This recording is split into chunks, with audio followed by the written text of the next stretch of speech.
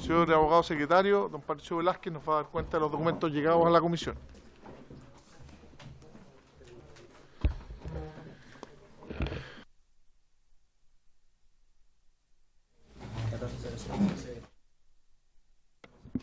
Gracias, señor presidente. En esta sesión se han presentado los siguientes documentos.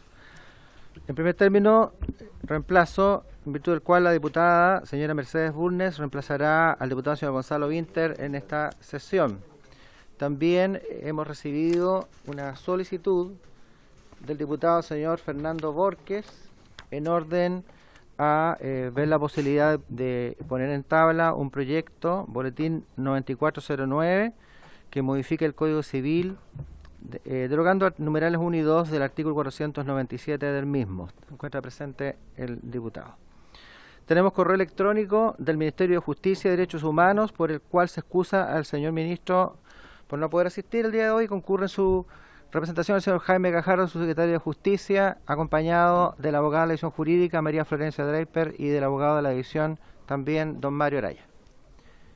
Correo electrónico de Defensoría Penal, confirma la asistencia del señor Cristian Irarrázaval, abogado, y del asesor legislativo señor Leonardo Moreno.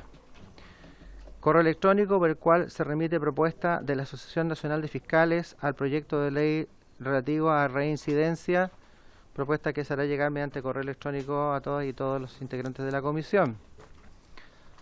Oficio del Senda, por el cual remite informe de glosas de la Ley de Presupuesto 2023, correspondiente al tercer trimestre. Correo electrónico de la Asociación de Funcionarios del Ministerio Público, AFREMSUR, mediante el cual solicitan exponer en la comisión sobre el fortalecimiento del Ministerio Público, en especial sobre aspectos de interés de los trabajadores que podrían incluirse en la iniciativa para fortalecer la carrera funcionaria y la calidad de la persecución penal. Al respecto, requerirá el pronunciamiento de la comisión, teniendo presente que la etapa de audiencia pública ya fue cerrada y que requeriría especial pronunciamiento de la comisión recibirlo personalmente, o bien también la alternativa es pedirle que informe sus posiciones por escrito. Finalmente, informe de la Biblioteca del Congreso Nacional referido a un proyecto que lo tenemos también considerado más adelante, que es el que agrega al delito de incendio la figura del delito del lugar destinado al culto religioso. El informe solicitado a la biblioteca está referido al concepto de edificio en los delitos de incendio en los artículos 474, 475 y 76 del Código Penal, que también se hará llegar a todos y todos los integrantes junto con el oficio de Senda que remite informe de glosas de la ley de presupuesto del año en curso. Eso sería, señor presidente, y habría que ver la solicitud del diputado señor Borges y también la de AFREMSUR de los funcionarios del Ministerio Público, nada más. Muchas gracias, señor secretario. Si les parece, atendido la tramitación que lleva este proyecto, que le pidamos a la Asociación de Funcionarios del Ministerio Público nos remeta por escrito sus observaciones y vía secretaría se las hacemos llegar a cada uno de los miembros de la comisión. ¿Les parece? Se acuerda. ¿Se ofrece palabra sobre la cuenta? Diputado Borges. Gracias, presidente. Sí, mire, yo quiero saludar también a los integrantes de la comisión y quiero solicitar respetuosamente a usted que en su calidad de presidente de la Comisión de Constitución, Legislación, Justicia y Reglamento tenga bien considerar en la planificación de trabajo de esta instancia legislativa, idealmente en la tabla de una próxima sesión, la tramitación del proyecto de ley que modifica el artículo 497 del Código Civil para derogar sus numerales 1 y 2, iniciado en moción correspondiente al boletín 9409-07 en segundo trámite constitucional. Esta iniciativa fue aprobada en su primer trámite constitucional e ingresó a la Cámara el mes de noviembre del 2014, estimado presidente, sin registrar avance de esa fecha. Esta moción está en el Senado, es del Código Civil y es del desempeño de tutelas o curatelas, incapacidad de ciegos y mudos. Me gustaría ver la posibilidad, presidente, que usted tenga la amabilidad de que esta comisión, ¿no es cierto?, tenga bien en algún momento tenerla en... De todas maneras, en tanto tengamos alternativa para ver mociones, lo vamos a considerar de todas maneras, diputado. Muchas gracias por acompañarnos también el día de hoy. Diputada Bulnes. Muchas gracias, presidente, y saludarlos a todos y aprovechar de pedir, aprovechando que el diputado Borges ha pedido, yo también quiero pedir que se ponga lo más pronto que sea posible en tabla el boletín 16.159 sobre derechos procesales de adultos mayores, para modificar el Código de Procedimiento Penal a fin de que las causas en que sean imputados o actúen a cualquier título adultos mayores de 75 años tengan preferencia para su tramitación y fallo, en definitiva. Boletín que presentamos en agosto del año pasado, de este año, perdón, y en que usted también es emocionante. Ok, lo vamos a tener de todas maneras considerado igual que los del Bosque, diputada. ¿Se ofrece la palabra sobre la cuenta? ¿Se ofrece la palabra sobre la cuenta? No habiendo palabras sobre la cuenta, lo que corresponde ahora entonces es continuar con esta sesión número 137, que ha sido citada con el propósito de continuar la discusión y votación en particular del proyecto de ley que modifica diversos cuerpos legales con el objeto de mejorar la persecución penal con énfasis en materia de reincidencia en delitos de mayor connotación social, que es el boletín número 15.661-07, el segundo trámite constitucional con urgencia calificada de suma. Para estos efectos nos acompaña el señor subsecretario de Justicia, también los representantes de la Defensoría Nacional y del Ministerio Público, tal como señaló nuestro secretario. Así que agradecer la presencia de don Jaime Gajardo y de su equipo, a María Florencia Draper y Mario Araya, que nos han acompañado en toda la tramitación de este proyecto, de la Defensoría Nacional Pública, a don Leonardo Moreno y a don Cristian Irarrázaval, y también el director de Unidad Especializada en Crimen Organizado y Drogas del Ministerio Público, don Ignacio Castillo. Y continuamos entonces con el comparado de indicaciones. Habíamos discutido una indicación del diputado, ya latamente, del diputado Sánchez, que está en la página 2 y 3 del comparado, ¿no? Y que procedemos entonces a su comparado chiquitito. Si no, hace un pequeño resumen de la indicación y procedemos a la votación, señor secretario. Sí. Gracias, señor presidente. Efectivamente quedó pendiente la sesión pasada esta indicación del diputado señor Sánchez para agregar un nuevo numeral 12avo en el artículo 436 del Código Penal. Ahí agregar en ese nuevo numeral 12avo el siguiente inciso final, que básicamente fuera de los casos previstos en los artículos precedentes, los robos ejecutados con violencia o intimidación de las personas serán penados con presidio mayor en su grado mínimo o máximo, cualquiera que sea el valor de las especies sustraídas. Se considerará como robo y se castigará con pena de presidio menor en su grado medio máximo la apropiación de dinero u otras especies que los ofendidos lleven consigo cuando se proceda por sorpresa o presentando riña en lugar de concurrencia o haciendo otras maniobras dirigida a causar agolpamiento o confusión. De aquí viene lo relativo al uso de algún vehículo, ¿no? Ese era el tema. También será considerado robo y se sancionará con la pena de presidio menor en su grado máximo la apropiación de vehículos motorizados siempre que se valga de la sorpresa, de la distracción de la víctima que se genere por parte del autor cualquier maniobra distractora cuyo objeto sea que la víctima abandone el vehículo para facilitar su apropiación en ambos casos, en el momento en que éste se apreste a ingresar o a hacer abandono el lugar habitado destinado a la habitación o su dependencia o su lugar de trabajo, salvo aquellos casos en que medie violencia o intimidación. Y aquí se agrega lo siguiente por el diputado señor Sánchez: cuando en la perpetración de los delitos sancionados en este artículo se utilizare cualquier vehículo motorizado, se aplicará la pena privativa de libertad respectiva con exclusión de su grado mínimo o el mínimo si consta de un solo grado. Eso sí. Muchas gracias. Muchas gracias. Me gustaría pedirle a la Secretaría que me aclare un poco cómo vamos a proceder, porque yo lo que recuerdo era que la sesión pasada quedamos en la agravante del artículo 12, y eso es lo que establece el comparado, pero ahora estábamos leyendo la indicación que aparece en el número 4, que es el 436, para que no nos confundamos nosotros y sepamos bien cuáles son las cosas que estamos votando, porque yo por lo menos ya me enredé en esto y no sé cómo vamos a avanzar hacia adelante. Sí, solo quedamos en la agravante del 12.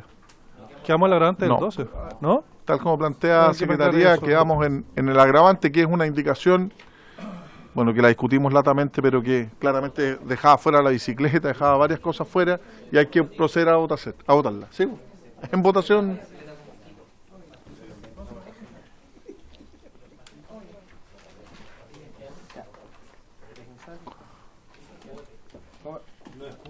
Bien, señor presidente, como usted lo No. ha expuesto, en votación la indicación del señor Sánchez, que está en el comparado chico, ¿cierto?, en la página 2 y 3, respecto a la utilización de vehículos motorizados. Señor Jorge Lisandro. No está.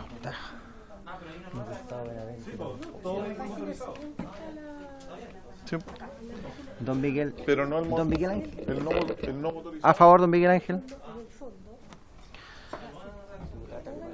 Sí, está la diputada Cariola. Diputada Cariola, en contra. En contra. Doña Camila no está. Don Marco tampoco.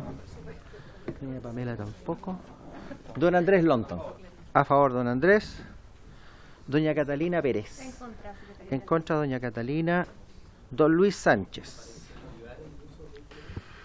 Tal como había señalado la sesión pasada, señor secretario, señor presidente, y lo discutimos latamente, y hubo un buen comentario del diputado Vilavaca, que no está acá, pero por su intermedio, señor presidente, de que era bueno no restringirlo, no acotarlo excesivamente a solo algunos tipos de vehículos motorizados, porque ya estábamos viendo nuevas tendencias en este tipo de delitos que se estaban ejecutando incluso ahora con la participación, o sea, como medio de ejecución con vehículos motorizados, o sea, con automóviles, perdón. Entonces, para efectos de no ser restrictivo, para efectos de permitir que pudiesen incluirse dentro de este tipo penal también otro tipo de vehículos motorizados distintos de las motos, de las motonetas que se indican ahí, presentamos esta nueva redacción. Como bien indicaba por su intermedio el diputado Longton, esta es más amplia, creo que resuelve mejor las inquietudes que se habían planteado, y por eso voy a votar a favor. Muchas a favor, gracias. don Luis Sánchez. Don Leonardo Soto. A final, don Leonardo. Diputada señora Bulnes. Bulnes, sí. En contra. En contra, señora Bulnes. En contra. Diputado señor Benavente. A favor. A favor, don Gustavo Benavente. Y tenemos a don Leonardo Soto. Perdón, don Leo. Sí, lo que pasa es que el argumento yo lo di la vez anterior. Ya. Me parece que se está produciendo una desproporción de penas en relación al conjunto de delitos que regula el Código Penal, que no tiene una justificación razonable. Este delito de robo con sorpresa, que se comete a través de un vehículo motorizado, pasa a tener la misma penalidad siendo un delito contra la propiedad, siendo un delito que probablemente no produce alguna lesión física en las personas, pasa a tener una pena idéntica al delito de homicidio. Para los que aprueban, pareciera que es lo mismo un robo a través de un motochorro, por sorpresa, con algún tipo de agresión, sin lesiones, es idéntico al delito de homicidio. O dicho de otra manera, el delito de homicidio tiene el mismo valor que eso. Y yo creo que no. Yo creo que estamos cometiendo un grave error, produciendo un nivel de desproporción de pena que no tiene una justificación racional. Porque la defensa de la vida deberá ser el valor más importante del Código Penal. Y lo que están diciendo los que votan igualando las penas con ese delito de homicidio, el robo con sorpresa, están diciendo que tiene el mismo valor. Si son católicos o si creen en las religiones que defienden la vida, deberían revisarlo con su sacerdote, hacerles ver que si está correcto, que en su escala de valores sean idénticos. Para mí no lo es y por lo tanto yo voy a votar en contra.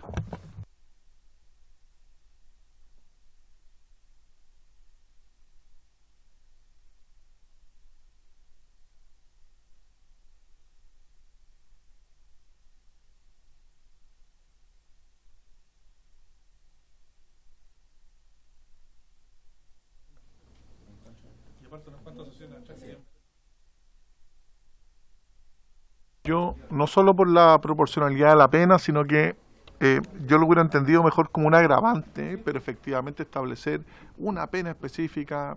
Se presentó como motos, motonetas, después se rectificó, vehículos motorizados, quedan fuera las bicicletas.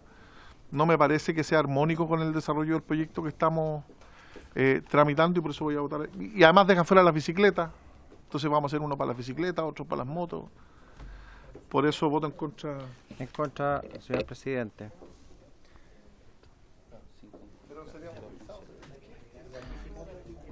Cuatro a favor, 5 en contra, 0 abstención, señor presidente. ¿Sí? 4-5-0. ¿Se rechaza? Sí. Se rechaza. A continuación,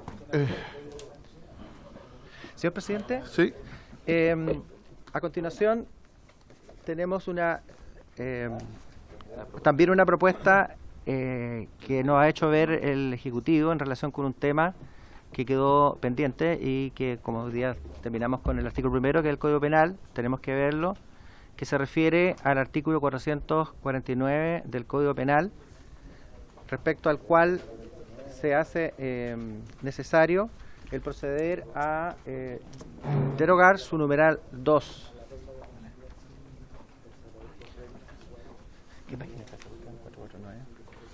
No está en la página comparada. Ah, ya. Y ahí tendré que explicar al Ejecutivo. sí, yo suscribí esta indicación porque efectivamente no era congruente y necesitábamos, antes de pasar al CPP, terminar lo del Código Penal, y lo que se propone es eliminar el inciso segundo del artículo 449. Le ofrezco la palabra al Ejecutivo, señor subsecretario. Lo tenemos acá, es eliminar el inciso segundo del 449. No, No, lo no vamos a ver si lo podemos subir a la no. pantalla, No estaba considerado el comparador. porque no estaba considerado en el comparado. Don Mario, sí. Sí, mire, lo que pasa es que estamos tomando decisiones bien delicadas, presidente, que tienen impacto en la vida de las personas, en su patrimonio.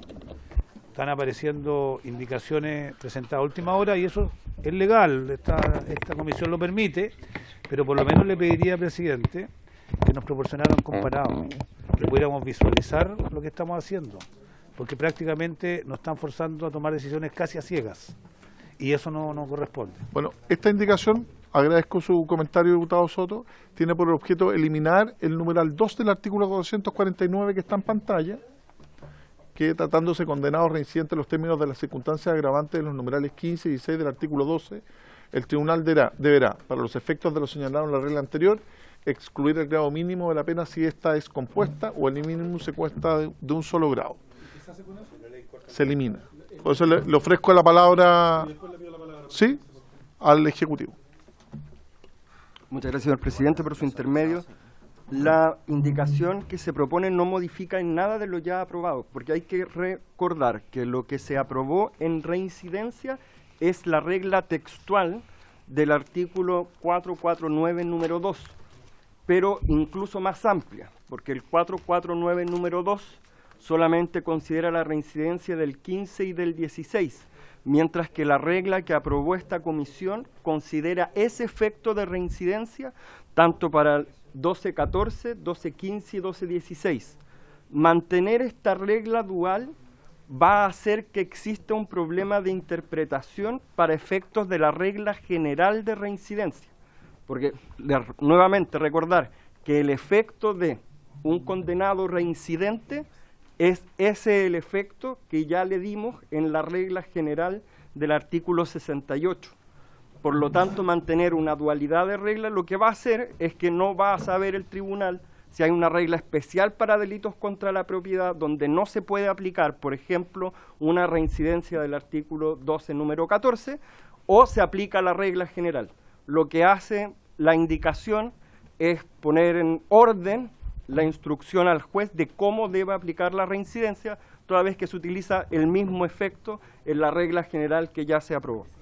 Señor subsecretario. Sí, presidente, por su intermedio, bueno, saludar a los diputados y diputadas presentes y solo recordar que cuando discutimos el artículo 68 ter, debido a que en la mesa técnica en la que habíamos trabajado se había generado una indicación de acuerdo, pero esa indicación de acuerdo no logró la aprobación suficiente, entonces fuimos votando indicación por indicación. En las indicaciones no estaba la eliminación del artículo 449 en su numeral segundo. Entonces, quedamos cuando discutimos aquello que cuando viéramos el 449 se iba a generar la derogación. Muchas gracias, señor subsecretario. Se ofrece la palabra. Diputado Long. Para terminar de entender y votar bien, al eliminar la regla segunda, esto es concordante con la regla que es la base del proyecto, que tiene que ver con el punto medio de la pena, porque si no eventualmente un juez podría decir no sabría cuál aplicar, Claro. esta o la otra. Claro. Ya, perfecto, eso. Gracias, presidente. Muchas gracias. Diputado Sánchez. Claro. Ya la aprobamos ya, po. Diputado Sánchez. Sí. No, yo ahí estoy, por su intermedio, en desacuerdo con lo que dice el diputado Longton, con el poco tiempo que hemos tenido por lo demás para ver qué es lo que podría generar eso. Sí, efectivamente, la base o una de las bases de este proyecto de ley, que es bastante misceláneo, es establecer la posibilidad de que se aplique una pena en su parte media, pero eliminar completamente el marco rígido del sistema puede ser tremendamente complicado, y ese es uno de los efectos posibles que podría llegar a tener sacar el numeral 2 del 449. Creo que, por lo menos, por la envergadura, en el fondo, porque aquí no estamos hablando, como en la mayoría de las indicaciones que he presentado yo, por ejemplo, de incorporar aspectos nuevos, cosas más de detalle, que ajuste la normativa penal a nuevas tendencias criminales, sino que aquí remover completamente una norma que hoy día contempla el Código Penal, que habla precisamente de el marco rígido, sea aplicar penas más duras en casos especialmente graves. Yo por lo menos creo que debiésemos escuchar a algún experto antes de votar esta norma, por lo menos. Algún profesor de Derecho Penal que pueda aclararnos los efectos posibles de algo de estas características, porque sí creo que es algo tremendamente riesgoso como para discutirlo en 5 minutos y votarlo sin más análisis. Muchas gracias. Se ofrece la palabra. Diputado Soto. Presidente, yo creo que tenemos que esmerarnos en hacer las cosas bien. Acá se están alterando marcos de aplicación de penas que van a incidir en decisiones judiciales relevantes. Estamos hablando acá de una norma, de derogar la regla segunda del artículo 449, porque ya aprobamos en las sesiones anteriores una regla para el mismo objeto en el artículo 68, no sé cuánto, ter. Entonces no pueden haber dos reglas para la misma situación aprobadas en el Código Penal. O si quieren algunos las mantenemos y buscamos que el sistema finalmente colapse y no entienda qué regla aplicar. La mayoría de las sanciones o sentencias que se van a dictar conforme a estas situaciones de hecho deberían aplicar la regla del 68 ter, que es más exigente o en muchos casos va a tener penas más altas que esto. Pero si quiere la mantenemos para que los jueces apliquen la pena más baja. Pero sería bastante incoherente, incongruente, que nosotros que tenemos que tomar estas decisiones mantuviéramos dos regulaciones sobre la misma situación de hecho. Por eso yo voy a aprobar, presidente, esto. Muchas gracias. Tiene la palabra el diputado Longton. Gracias, presidente. Yo quiero ahí también, por su intermedio, discrepar con el diputado Sánchez, porque no se elimina todo el marco rígido del 449. Solamente se elimina la regla segunda, que tiene que ver precisamente con lo que nosotros aprobamos del punto medio de la pena. Es más, con el punto medio de la pena, que es una regla general, nos aseguramos que incluso la pena pueda ser superior. Entonces, presidente, me parece que es una incongruencia y me parece más una modificación de forma en atención a la decisión, una decisión que hemos tomado en esta comisión y también se tomó en el Senado. Eso. Gracias, muchas gracias, diputado Longton. Se ofrece la palabra. En votación. Sí, señor presidente, en votación la indicación que propone la derogación numeral 2 del artículo 449. Tenemos sí. Antes de la votación nos llegó, estamos en votación, nos llegó, sí, estamos en votación entonces. Ya. En votación. Okay. Don Gustavo Benavente. Presidente, yo me voy a abstener. Yo un poco, a mí me parece que esta norma no está tan clara en lo que estemos votando hoy día y esto puede generar algunas consecuencias bastante indeseadas, por tanto a mí yo prefiero abstenerme. Abstención, don Gustavo. Don Miguel Ángel Calisto, a favor, don Miguel Ángel. Señorita Carol Cariola, a favor. Diputada Flores no llega aún. No está. Don Marcos se le fue. Doña Papeleta. Don Andrés Longton, a favor, don Andrés. Doña Catalina Pérez, a favor, doña Catalina. don Luis Sánchez.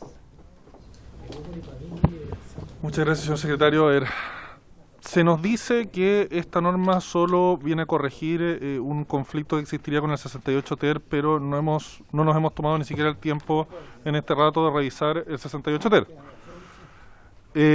Se nos dice que esto no tendría ningún efecto colateral, negativo, indeseado, pero nos hemos tomado creo que menos de 5 minutos para hablar al respecto. Estamos votando sin tener la redacción en la pantalla. Solo estamos viendo el artículo 449 en cuestión, pero yo por lo menos no he visto el texto de lo que fue firmado por el diputado Leiva e ingresado.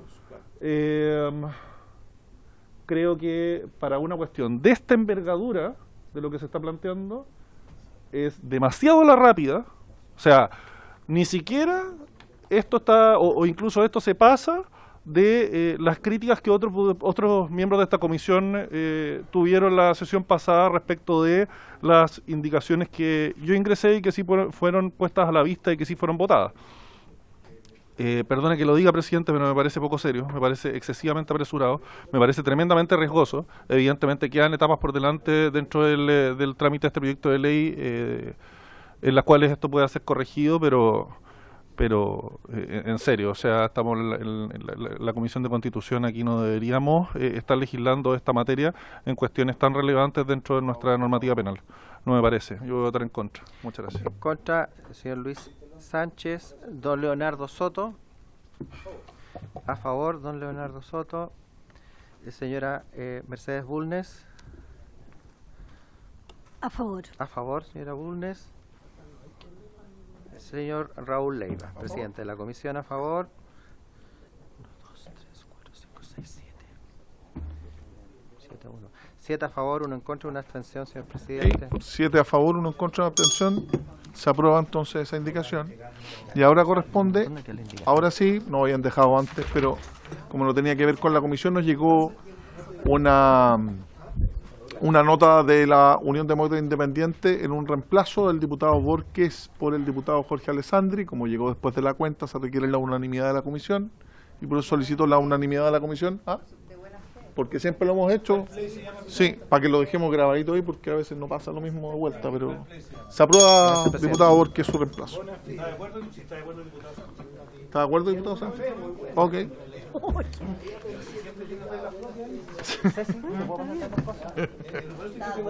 Sí, está bien preguntar. Por eso pedí la unanimidad, diputados. Sí. No es que se requiere la unanimidad. Y hay que manifestar unanimidad. Y como usted estuvo de acuerdo, es de manera unánime, entiendo. Se notificó el fair play, por eso pedí por favor que lo anotáramos aquí. Oye, pero ya estaba el diputado Borges. Sí. Ahora corresponde, señor secretario. Sí, gracias, señor presidente. Ahora sí. Gracias, señor presidente. Continuando con las últimas disposiciones pendientes que tenemos del artículo 1 que modifica el Código Penal, tenemos también otras propuestas que tenemos pendientes del diputado señor Luis Sánchez. Estas están en el comparado, chico. Okay, en la página 3. Oye, en la página 3 del comparado, porque estas fueron presentados a última hora, pero están obviamente antes de la votación y están aquí en el comparado 3 páginas. En la página número 3, señor secretario. Sí. ¿Cuál de los dos tenemos? Del más chiquitito. Acá está. El chiquitito. Ya. Claro. Fue ingresada a última hora, pero por eso no está en el comparado grande. Sí, tenemos, señor presidente, una primera propuesta del diputado señor Luis Sánchez para agregar un nuevo numeral 9 al artículo 485 del Código Penal. Voy a leer el encabezado del Código Penal, del artículo pertinente al Código Penal para ver la materia. Dice: serán castigados con la pena de reclusión menor en sus grados medio a máximo y multa de 11 a 20 unidades tributarias mensuales los que causaren daño cuyo importe exceda de 40 unidades tributarias mensuales. 2 puntos. Y el nuevo numeral 9, que se agrega al artículo 485, dice: noveno, en cámaras de televigilancia, vehículos motorizados y cualquier otro bien destinado a implementar planes de seguridad pública. Eso sería la propuesta del diputado Sánchez, señor presidente. Señor secretario, pero existe un 485 número 9. Y aquí lo que se agrega un nuevo numeral nuevo en el artículo 485. Claro, sí. O sea, existiendo uno, lo que dice es agregar un nuevo numeral noveno que agrega un nuevo numeral noveno en el artículo 485 y ya existe un artículo 485 noveno, entonces es que no está establecido así en la indicación. Señor secretario, ¿está mal formulada la indicación? Sí, lo que sí necesitaría entonces simplemente el cambiarla. ¿Está mal formulada la indicación, diputado Sánchez? No. El diputado, o sea, el señor secretario, claro, para que la corrija, porque está mal formulada la indicación, diputado. Si usted la corrige. Diputado Sánchez. Muchas gracias, señor presidente. Si usted así prefiere, yo no tengo ningún problema con ingresar que esto en realidad vendría a ser numeral 10. Ingresar que esto es numeral 10. Ahora, de todas maneras, tal como, o mejor, vamos.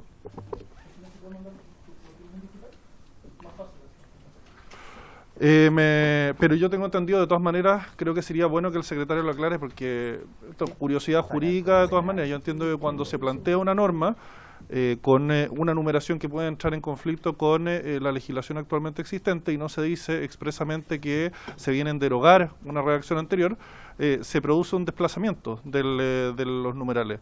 Si es que no fuera así, le agradecería al secretario que pudiese aclarármelo, porque es mejor así para no estar confundiéndome más adelante en otras indicaciones que puedan ingresarse. Ya. Señor secretario, por favor. Gracias, señor presidente. Uno de los requisitos que el reglamento establece para la presentación de indicaciones es el que vengan correctamente formuladas, en el sentido de precisar con toda exactitud en qué lugar de la norma se introduce la modificación, en qué consiste esta, y en este caso es siendo una norma del artículo 485, que la vamos a ver acá. Aquí está el 485. Sí. Sí, tenemos el Código Penal acá. Claro, artículo 485, numeral 9, Sí, en medios de transporte público de pasajeros o en bienes o infraestructura asociada a dicha actividad. Claro, entonces ya existió el numeral 9, de tal manera que efectivamente la indicación viene mal formulada, pero queda a criterio del presidente en ese caso, que el presidente ha estimado que tratándose de una situación en que dada la redacción de la indicación, es que agrega un nuevo numeral, el presidente ha encontrado que está bien que se rectifique. Eso. ¿La rectificó? ¿La rectificó? No, porque tiene que ser por escrito. ¿La rectificó? Sí, por supuesto. Esperemos que ingrese. Sí, esta la está mandando. La manda por mail Si su le puedo asesora. pedir un minutito Diputado para eso. Sánchez. Sí, disculpe, presidente. Era exclusivamente para pedirle un minuto para que pudiese enviar su Sí, indicación. Tal como lo se ha que hecho sí en quiero otras hacer ocasiones. presente que el criterio de este presidente es que todos puedan participar y las indicaciones, aun cuando estén mal formuladas, perfectamente yo puedo haber dicho, oye, ¿sabes qué? No se ajusta el reglamento, queda afuera, pero me parece bien que los diputados tengan esa posibilidad, aun cuando se formuló de una manera errada, la puedan corregir, la podemos discutir, la podamos votar.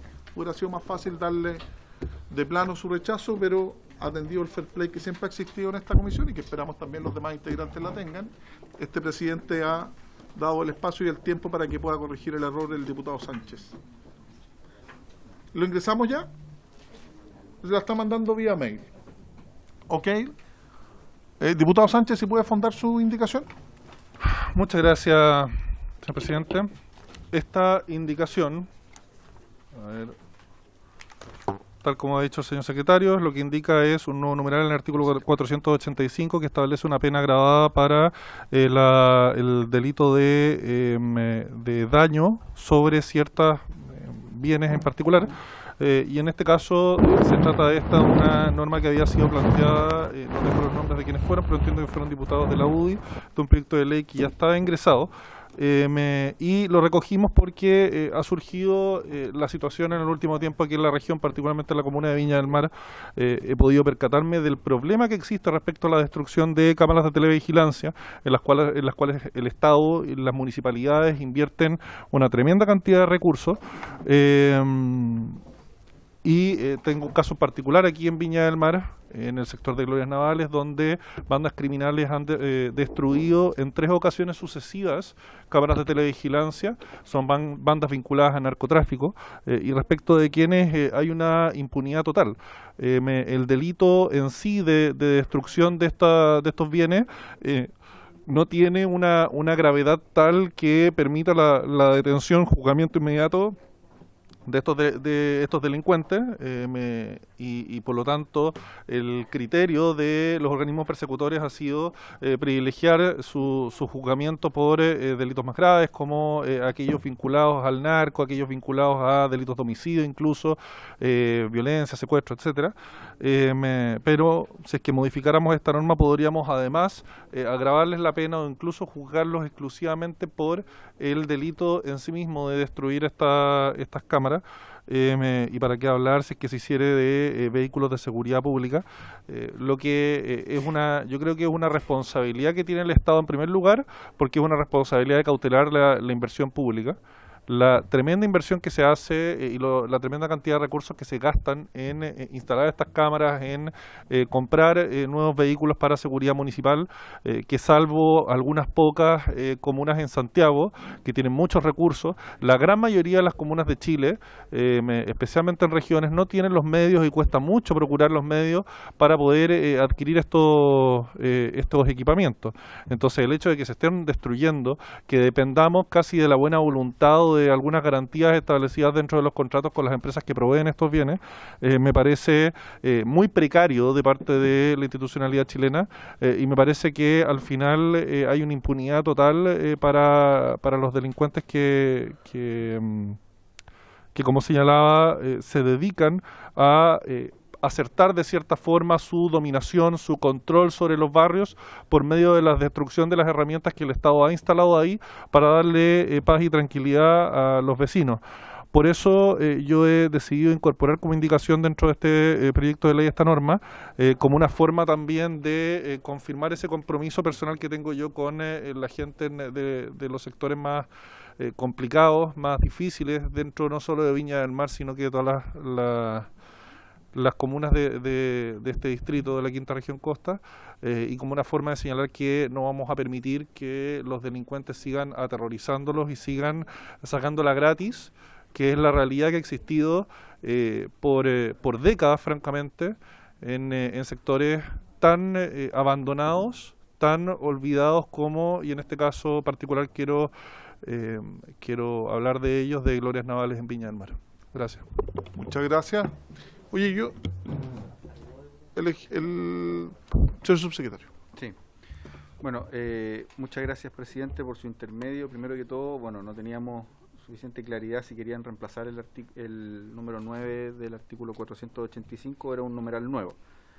Dada la explicación que se da, entendiendo que el numeral 9 se incorporó el 5 de agosto de este año a través de la ley 21.587, y podríamos decir reconduce a alguno de los de aquellos bienes que se trata de incorporar con este nuevo numeral que entendemos ahora, después de la explicación del diputado, que sería el numeral 10 del artículo 485. En particular entendemos la idea que está detrás por parte del diputado Sánchez. Lo que consideramos complejo es la forma en que está redactada la indicación, ¿ya? La indicación es bastante vaga e imprecisa, no queda claro qué es un plan de seguridad pública, es decir, cuáles serían los bienes que estarían dentro de este tipo penal. Por plan de seguridad pública podríamos pensar que son aquellos, por ejemplo, bienes que se incorporan en algún proyecto concursable de alguna organización comunitaria, en aquellos proyectos de la Subsecretaría de Prevención del Delito, algún proyecto concursable de una organización X en un municipio o en las gobernaciones. Entonces, a diferencia, por ejemplo, del numeral 9 que se incorporó en la ley 21.587, que es mucho más clara y precisa, porque transporte público tiene una definición, planes de seguridad pública no tiene una definición propiamente tal de carácter normativo, y el gran problema que tendría este nuevo numeral sería eventualmente que su imprecisión, su indefinición, su vaguedad y eventualmente lo que los penalistas denominan como ley penal En blanco. en blanco. Eso, presidente, entendiendo la idea de la indicación, pero habría que, o sea, consideramos que tiene esos problemas principalmente. Muchas gracias, subsecretario. Diputado Soto. Gracias, presidente. Sí, la verdad que la indicación que ha presentado el diputado Sánchez tiene defectos que son bastante graves y estructurales, porque impiden a cualquier persona, sobre todo a un juez, decidir cuándo está en presencia del delito cuya pena quiere agravar.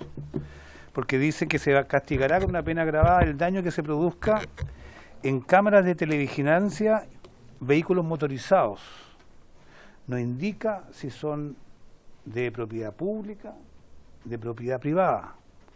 Y agrega es decir, una categoría distinta, y cualquier otro bien destinado a implementar planes de seguridad pública. Cualquier otro bien mueble o inmueble destinado a implementar planes de seguridad pública, que no identifica si son planes de seguridad pública nacionales, regionales, provinciales, de orientación pública, o son planes de seguridad pública de empresas privadas o vecinales. Es decir, no hay ninguna manera de entender cuál es la conducta que se quiere sancionar. Y si uno extralimita los argumentos en la primera parte, que se castiga los daños como con pena agravada, los daños producidos en cámaras de televigilancia, vehículos motorizados, es decir, cualquier accidente de tránsito entre dos vehículos motorizados cometidos con negligencia, como suele ocurrir, pasarían a tener una pena agravada por las razones equivocadas, presidente.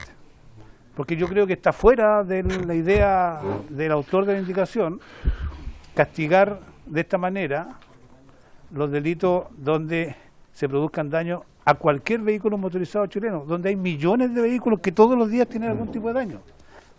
Por consiguiente, yo creo que es una norma que es imposible de entender, muy ambigua, ley penal en blanco, que tiene defectos que me parece que son estructurales y que nos podría presentar mucho más problemas que soluciones.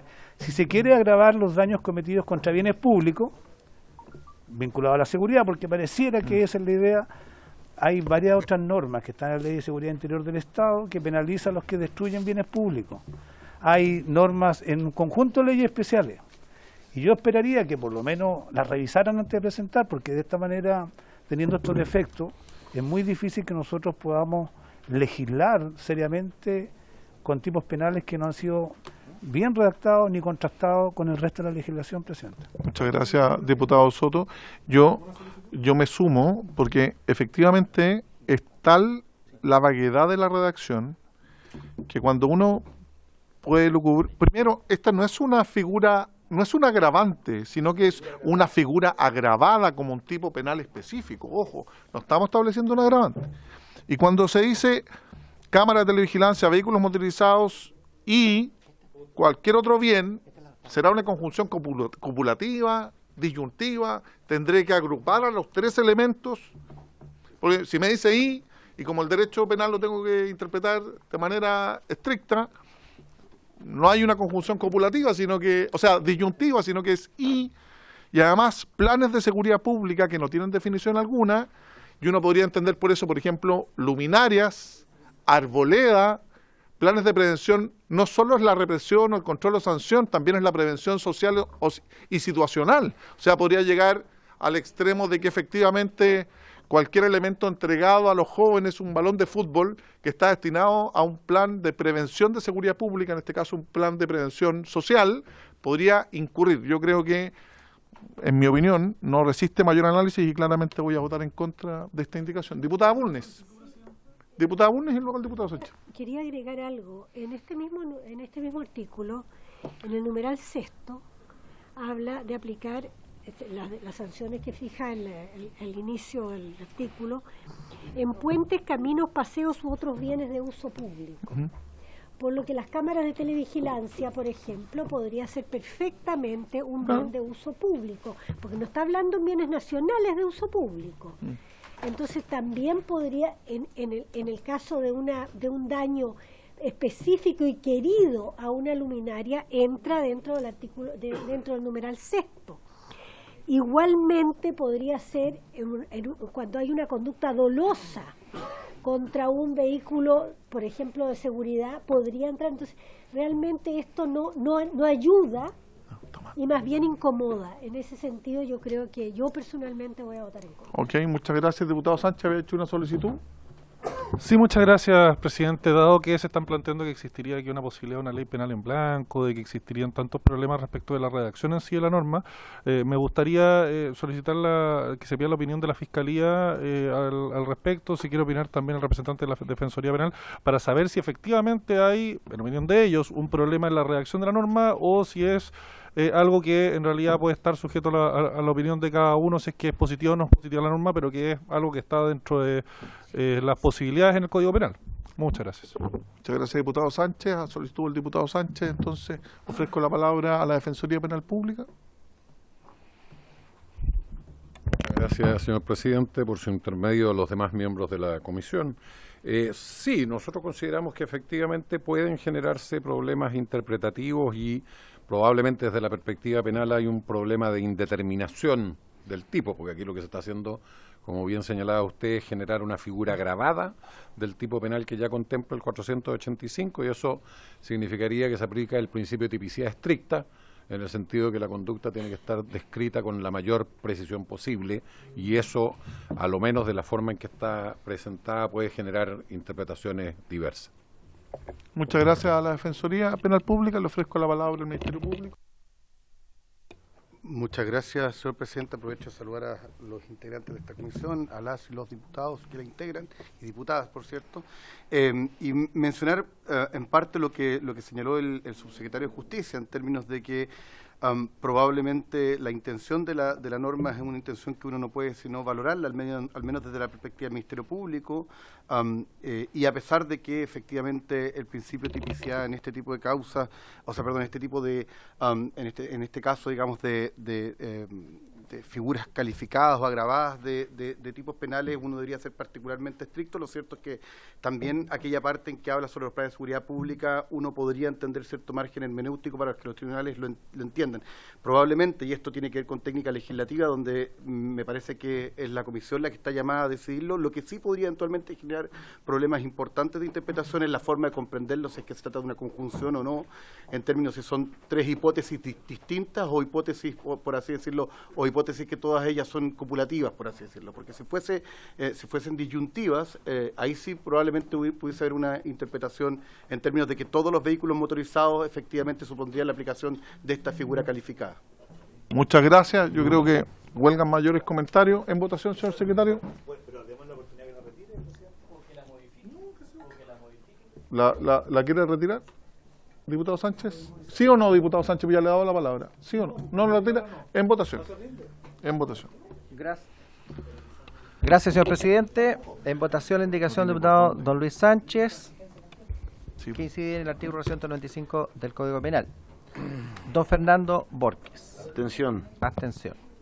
Don Gustavo Benavente. Abstención. Abstención.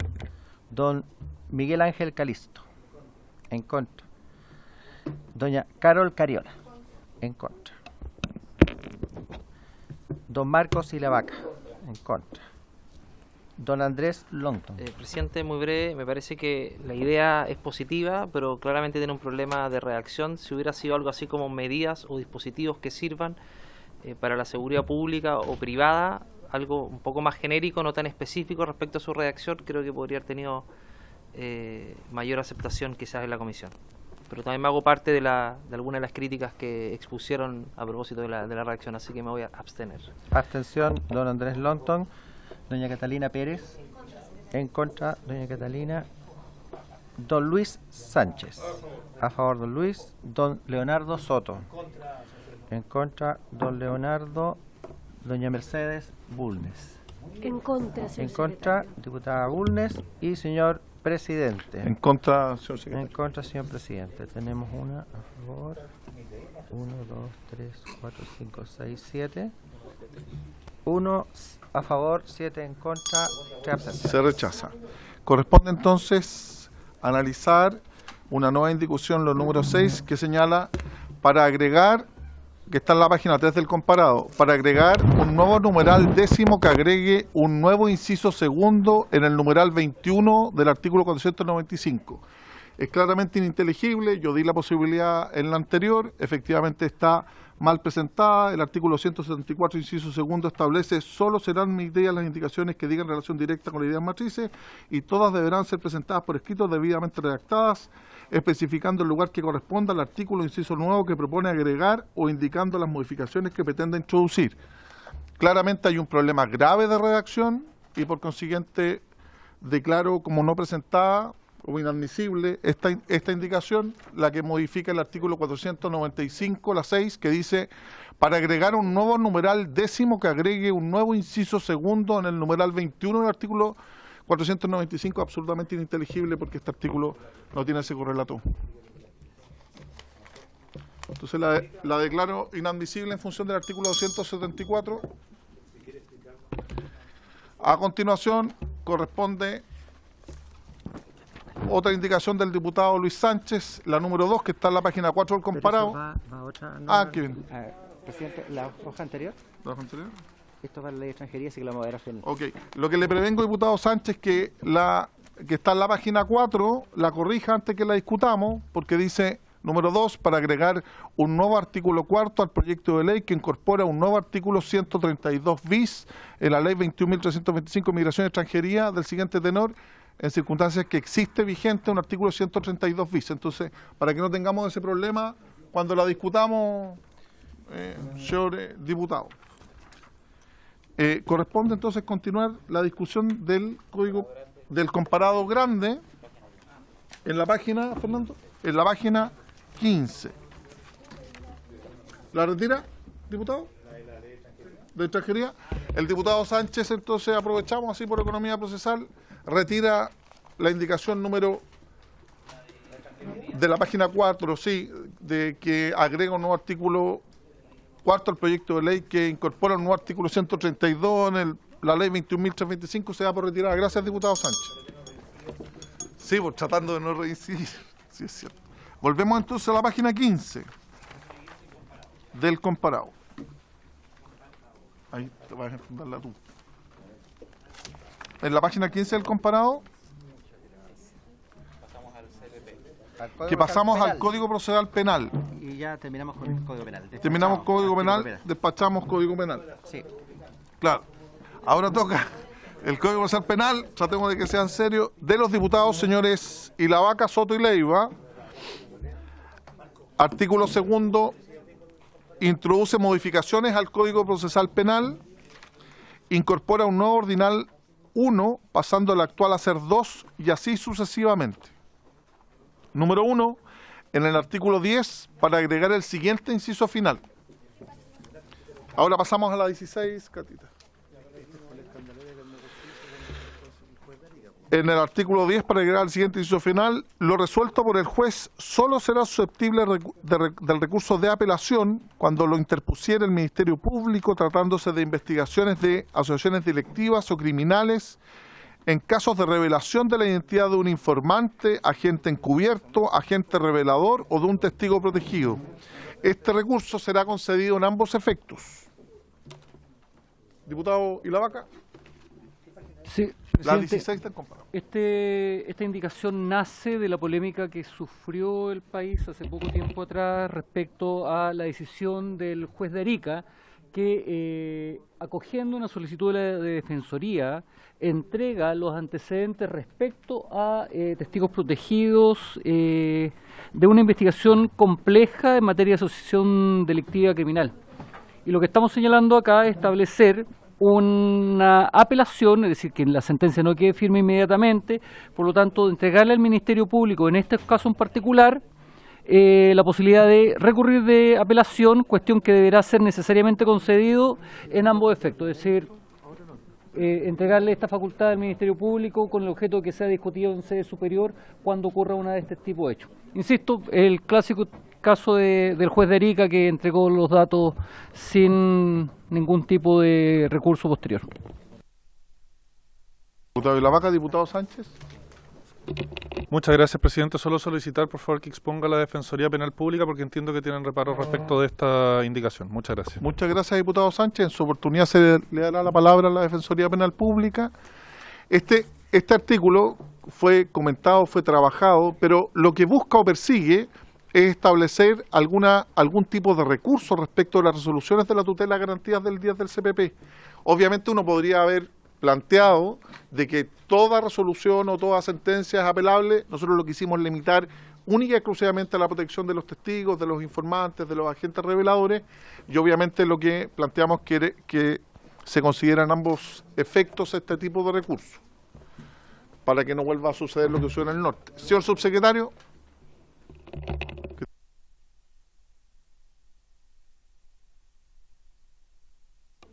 Presidente, sí, muchas gracias. Por su intermedio, tal y como estaban diciendo recientemente, nosotros estamos, hay varias indicaciones respecto al recurso de apelación en razón de lo que ocurrió en Arica para la investigación de crímenes tan graves como los que se cometieron en esa ciudad por miembros o probables miembros del Tren de Aragua.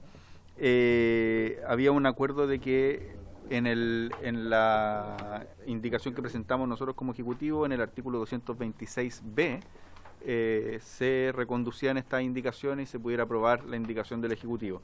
Solo hay una opinión discordante en razón de quiénes podrían ser los que podrían apelar de esto, y nosotros somos de la opinión que sea no solo el Ministerio Público, sino también el querellante.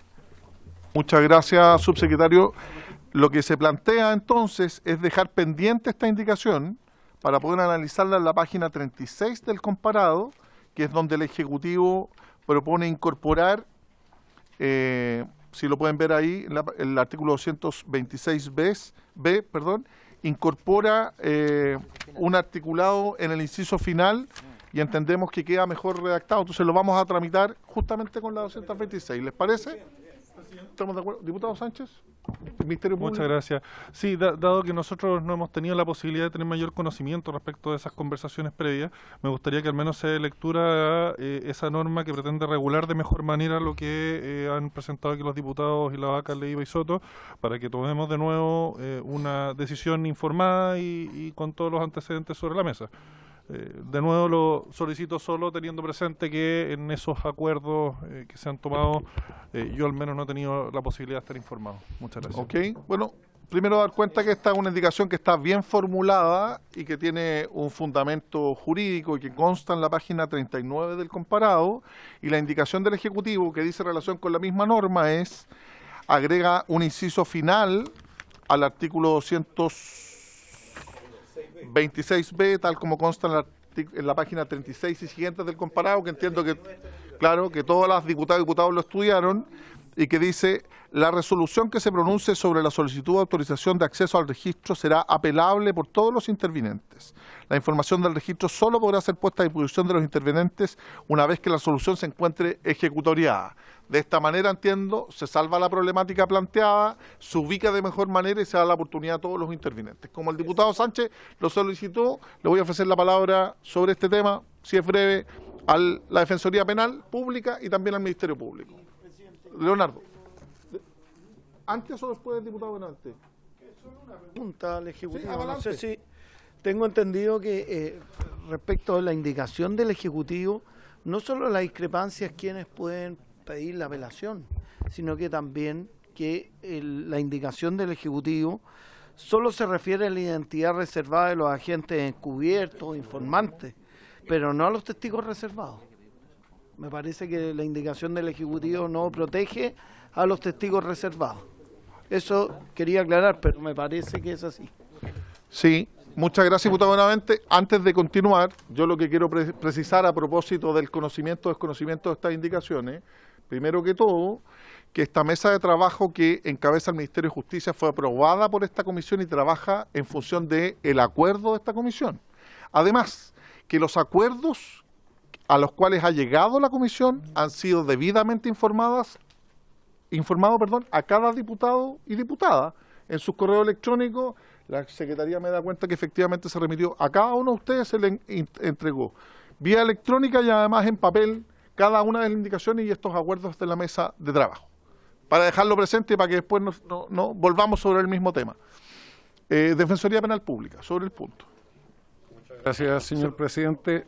Muy brevemente, efectivamente, a nosotros nos parece que la ubicación sistemática de una regla de apelación parece más razonable en la norma que propone el Ejecutivo, por una parte, y en segundo lugar, plantear que efectivamente la afectación de garantías o derechos se puede producir respecto de cualquier interviniente, no solo del Ministerio Público. Es decir, puede ser tan afectatoria a las garantías de una persona el que se niegue una solicitud que esté formulando la Defensoría Penal Pública como agraviante para el Ministerio Público que eventualmente se conceda. Entonces no vemos ninguna razón para hacer un distingo entre los distintos intervinientes y menos para plantear que eventualmente solo el Ministerio Público y el querellante, y dejar a lo único sin recurso la defensa. Y solo para cerrar en esto, decir que la afectación de garantía no se puede mirar solo hacia el juicio, porque una denegación de una cautela de garantías podría tener impacto, por ejemplo, en un debate propio de la audiencia preliminar, como por ejemplo un debate de medidas cautelares, de prisión preventiva. Entonces no es tan cierto que esto se soluciona, como alguna vez se planteó, con el derecho al recurso de nulidad que tendría la defensa allí al final del proceso penal respecto de la sentencia. Muchas gracias a la Defensoría Penal Pública. Le ofrezco la palabra al Ministerio Público. Señor presidente, por su intermedio, muchas gracias. Señor presidente, nosotros en la comisión a la cual usted hacía referencia, o a la mesa a la cual usted hacía referencia, la verdad que nosotros advertimos algunas discrepancias respecto de la solución propuesta por el Ejecutivo.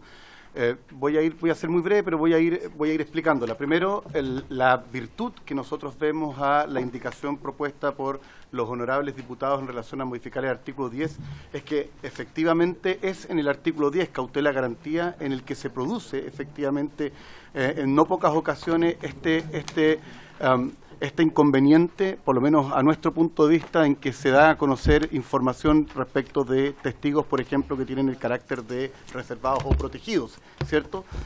La cuestión que bien identifica esa indicación es que la cautela de garantía del artículo 10, salvo hipótesis, por así decirlo, excepcionales, en general no procede respecto de ella en virtud de lo expuesto en el artículo 370, las apelaciones, por tanto resuelve un problema, ¿cierto? Es decir, primero la indicación de los diputados resuelve un problema que es que hace que una cuestión que es esencialmente sensible puede ser efectivamente apelable y que de otra manera no lo sería. De hecho, el que no lo sea da cuenta de que, por ejemplo, en este caso que se hacía mención por parte del honorable diputado que hizo, digamos por así decirlo, que anunció respecto a la indicación, lo que hubo que hacer fue presentar una acción de protección precisamente porque no se permitía la apelación. En segundo lugar, el hecho de que se resuelva en el punto en que lo plantea el Ejecutivo no sería óbice para que, acaba de decirlo el defensor, en etapas, por así decirlo, tempranas, eventualmente puede haber una discusión también de cautela garantía generándose el mismo problema. Y por último, nosotros sí creemos, por dos razones, de que es efectivamente correcto de que sea el Ministerio Público. Bueno, podría uno discutir el creyente, pero nosotros por lo menos al menos creemos que el Ministerio Público es suficientemente garantía en términos de legitimación activa para poder impetrar el recurso de apelación en este caso, básicamente porque constitucionalmente nosotros tenemos la obligación de resguardar, ¿cierto?, y proteger a las víctimas. Por tanto, ahí también hay una argumentación de texto incluso de carácter constitucional. Y termino, presidente, con esto. Lleva razón también el diputado que anunció recientemente de que efectivamente la norma propuesta por el Ejecutivo, además de que amplía los legitimarios activos para los efectos de apelar, tiene dos problemas. Primero, no resuelve todos los casos, por ejemplo, el de los testigos protegidos o los testigos con identidad reservada, pero además también no da cuenta respecto del efecto, por así decirlo, suspensivo, ¿cierto? O el efecto en ambos efectos, el efecto en ambos efectos, ¿cierto? La condición de ambos efectos de la apelación, que efectivamente permitiría, ¿cierto?, parar, interrumpir, ¿cierto?, el proceso a efectos de que se pueda resolver eso por la Corte, que de hecho en este caso hubo que hacerlo a través de una orden de no innovar en la acción de protección. Por lo mismo, a nosotros en principio nos gustaba la indicación del artículo 10 propuesta por los honorables diputados. Muchas gracias. Diputado Longton. Muy breve, presidente. Tengo una duda en relación a lo planteado por Fiscalía, porque si bien el artículo 10 es cautela de garantías, es en términos amplios, no habla de derechos del imputado en determinada instancia. Entonces, si estamos hablando de algo que se da justamente en la cautela de garantías, ¿por qué habría que ubicarlo en otro lugar? Si estamos hablando de resolver un problema que se da en esta instancia, está bien, no es y tiene que ver el imputado también directamente, porque se le está entregando información que obviamente puede afectar a las personas que todos sabemos, víctimas, testigos, bueno, agente encubierto, entre otros. Entonces, tengo dudas respecto a la ubicación. Estamos todos de acuerdo en el fondo de la indicación, pero no se solucionará de mejor forma en el artículo 10, que es la etapa procesal en que se está dando la situación, independientemente que no diga relación directa con el imputado, sino que indirecta. Esa es mi duda, y ahí me hago parte también de la duda planteada por la Fiscalía respecto a la ubicación, porque en otra ubicación estaríamos hablando de un momento procesal quizás distinto. Tendríamos que hacer alusión que es en el momento de cautela de garantía. No sé si se comprende la idea, presidente, pero me parece que la ubicación del artículo 10 podría ser la correcta en atención a la etapa procesal en que se está dando eso. Gracias. Muchas gracias. Tiene la palabra el diputado Sánchez, luego el diputado Vilavaca. Muchas gracias, presidente. Al respecto de esta discusión, también señalar que en la página 65 hay una indicación mía que propone un nuevo artículo 308 bis que habla precisamente sobre este mismo tema también. A mí personalmente no me gusta mucho la indicación que está planteando el Ejecutivo, porque precisamente, como se ha señalado, parece dejar fuera los testigos protegidos.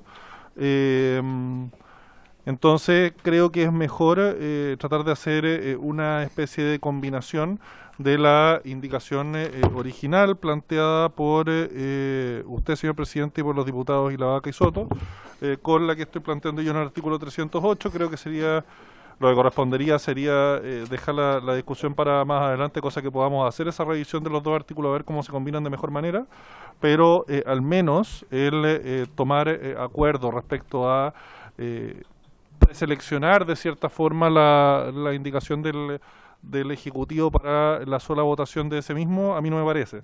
Yo plantearía que se discutan mejor y se revisen mejor las indicaciones de usted, señor presidente, y la presentada por mí, más que la del Ejecutivo. Muchas gracias. Muchas gracias, diputado Sánchez. Diputado Vilavaca. Presidente, estaba revisando también la norma que plantea el diputado Sánchez en la página que hizo referencia. Efectivamente, él también plantea una modalidad diferente, pero yo aquí no puedo compartir.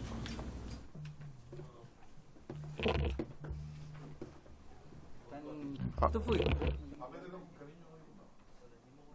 ¿Ve que las cosas con cariño funcionan?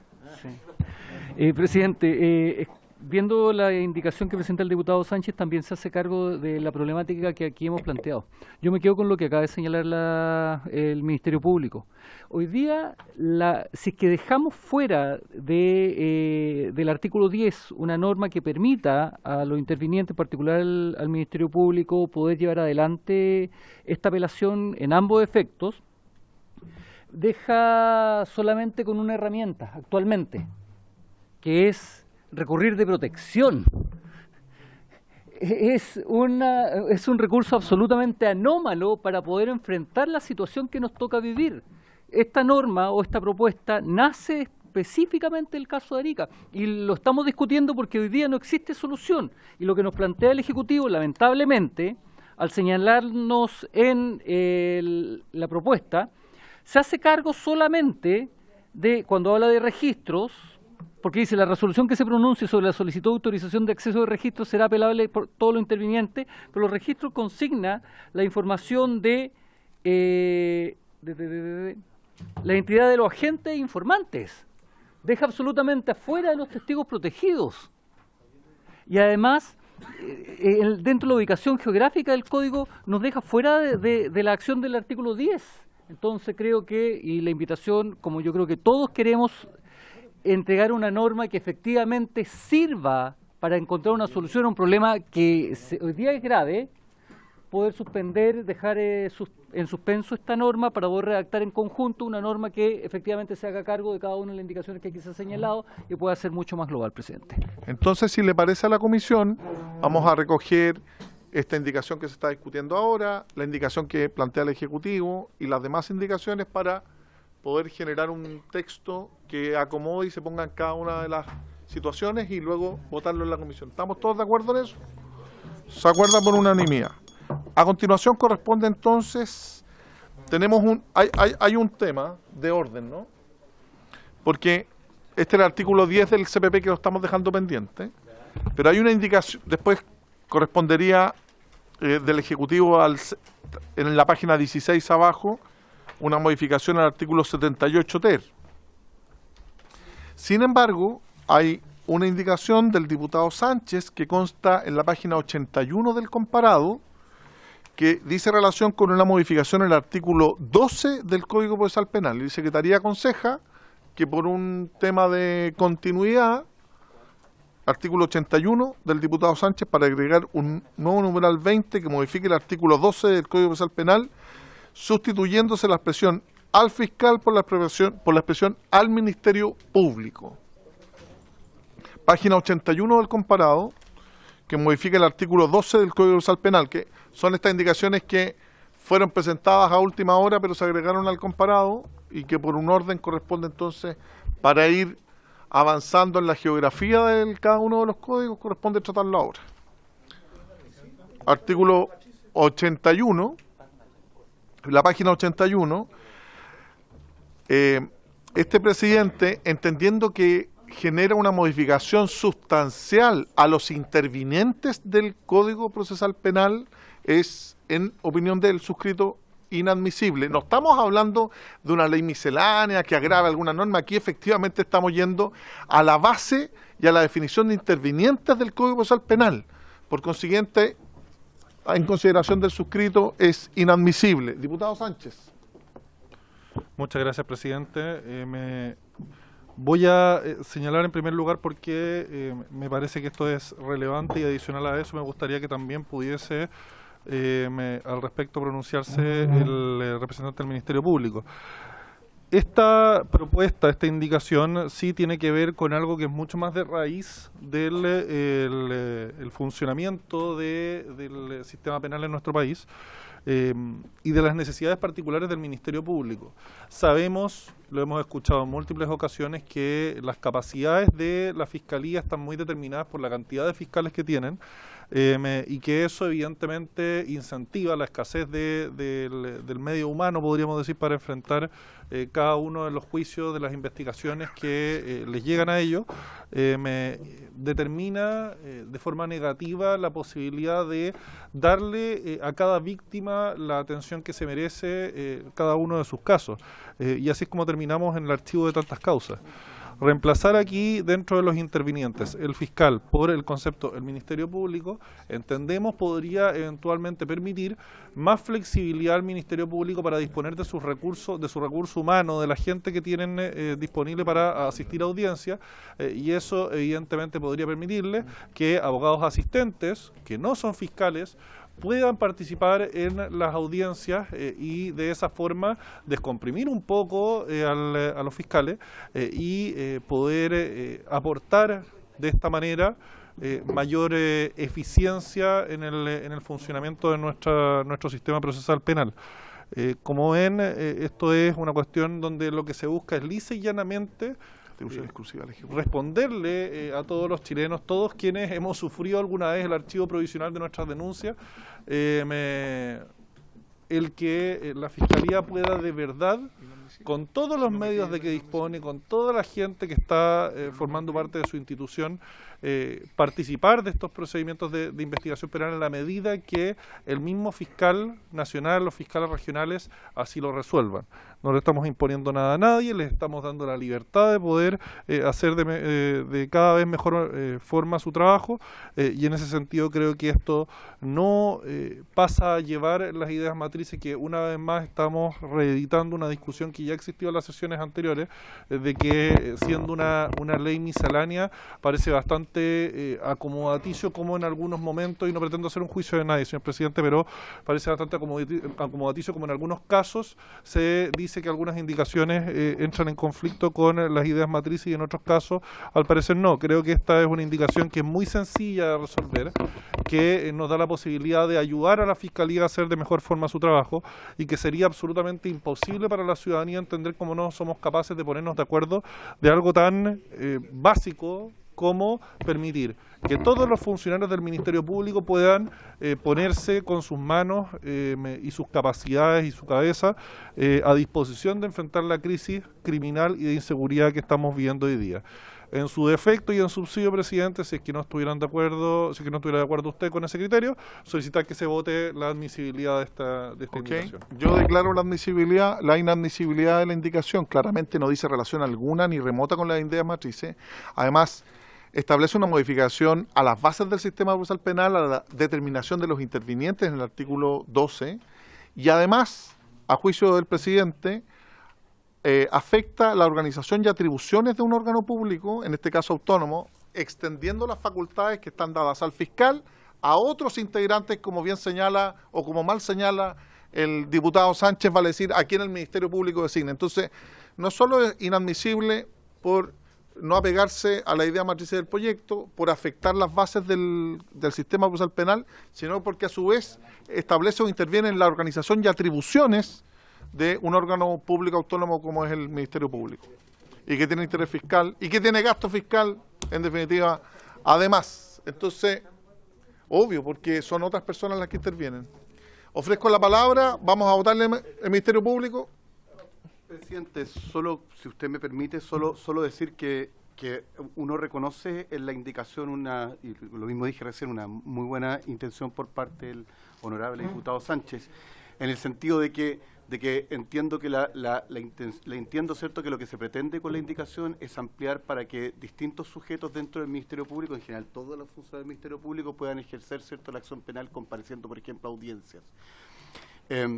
En la ley 19.640, ¿cierto?, la llamada Agenda Corta 2, ¿cierto?, se discutió también esto en términos de ampliar la posibilidad de que otros actores distintos a los fiscales, a el fiscal regional y eventualmente al fiscal nacional, que son aquellos que constitucionalmente están llamados a ejercer la acción penal pública, pudieran comparecer de audiencias. Y al respecto vale la pena, solo lo digo a efectos de que esta honorable comisión lo conozca el debate, ¿cierto?, en esa ley. Se hicieron dos cosas. Primero, se modificó el artículo 132 en términos de permitir que fuesen los asistentes o abogados asistentes fiscales los que puedan comparecer. Particularmente dice el artículo 132 a las audiencias de control de detención, ¿cierto?, en la cual no es menor. Ellos pueden solicitar, ¿cierto?, pueden formalizar la investigación en contra de una persona, pueden pedir, por ejemplo, la prisión preventiva, es decir, discutir medidas cautelares y discutir, por ejemplo, el plazo de hacer la investigación. Y además, se modificó el artículo 2 de la ley orgánica del Ministerio Público a efectos de permitir que se pudiese hacer una delegación que dice expresamente la norma debe ser precisa y determinante, dice la delegación expresa y específica del fiscal a el abogado asistente, digamos, porque aquello que estaba en discusión es si es que efectivamente constitucionalmente podía darse la posibilidad de que pudiese intervenir en todas las audiencias el abogado asistente. Y lo que de hecho hizo la modificación del artículo 2 es permitir que pudieran ir a todas las audiencias de garantía, solo las de garantía, salvo cuando se trata de un juicio oral y siempre con delegación expresa y específica. Con nombre y apellido. Con nombre y apellido. Claro. ¿Ya? Básicamente porque, y esto es simplemente historia de la ley, porque lo que se discutió en la historia fue efectivamente si era constitucional o no que en el propio ejercicio de la acción penal, que es ir a la sede adjudicativa, pudiera ir otra persona que no fuera el fiscal o el fiscal regional. Muchas gracias. Por eso, presidente, que es muy expansiva la. Ok. Diputado Sánchez, ¿la retira, no? Insiste. Es que vamos a retirar. Oye, yo creo que está medianamente claro. Quiero hablar de la Defensoría Penal Pública, luego el Ejecutivo. Yo lo que le pido también a los que, porque hemos visto a cada uno de nosotros nos corresponde el 7,7% de la comisión. Podemos proponer indicaciones, esperamos que vengan rectificadas, que vienen bien planteadas, pero esto de monopolizar una comisión me parece complejo, sin perjuicio del legítimo derecho que tiene cada diputado en ir avanzando en la tramitación, porque este es un proyecto de tal importancia que me parece importante avanzar rápido. Le voy a ofrecer la palabra a la Defensoría Penal Pública. No, Defensoría Penal Pública. Señor presidente, por su intermedio a los demás miembros de la comisión, a mí me parece que esta es una modificación que claramente altera no solo las competencias, las atribuciones, sino las facultades operativas, que puede ser una muy buena disposición, pero para eso probablemente está la ley de todo el proyecto de fortalecimiento del Ministerio Público, donde tendrá que considerarse que una modificación como alterar las reglas de competencia y cantidad de funcionarios del Ministerio Público impacta en tribunales y en la Defensoría Penal Pública también. Pero además aquí el Ministerio Público con esta norma podría actuar a través de los fiscales, a través de los asistentes fiscales, que el propio Tribunal Constitucional delimitó los ámbitos de su competencia precisamente para evitar que se sobredimensionara la capacidad de operación de sus asistentes. Los abogados integrantes del Ministerio Público y los asesores que muchas veces forman parte de las fiscalías regionales. Entonces lo que estamos diciendo aquí es que esta no es una norma menor porque altera sustancialmente los equilibrios del sistema de persecución penal. Presidente, muy breve, porque me da la impresión de que tanto el Ministerio Público como la Defensoría ya han planteado algunos de los argumentos del Ejecutivo. Solo señalar que, a juicio del Ejecutivo, esta es una norma de iniciativa exclusiva del presidente, contenida en el artículo 65, número 2.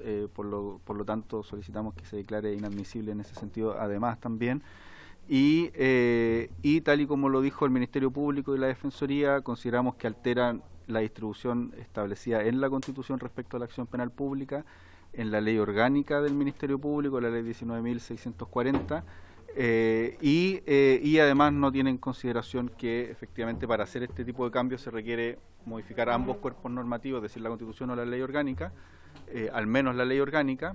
Se hace un cambio en el Código Procesal Penal y además también informarle a los señores de la Comisión y diputados y diputadas que el Ejecutivo presentó un proyecto de ley para el fortalecimiento del Ministerio Público que ya fue expuesto en la Comisión de Constitución del Senado, entre otras cosas que se hace cargo de este tipo de situación. Entonces reclamada la inadmisibilidad. En votación, señor secretario.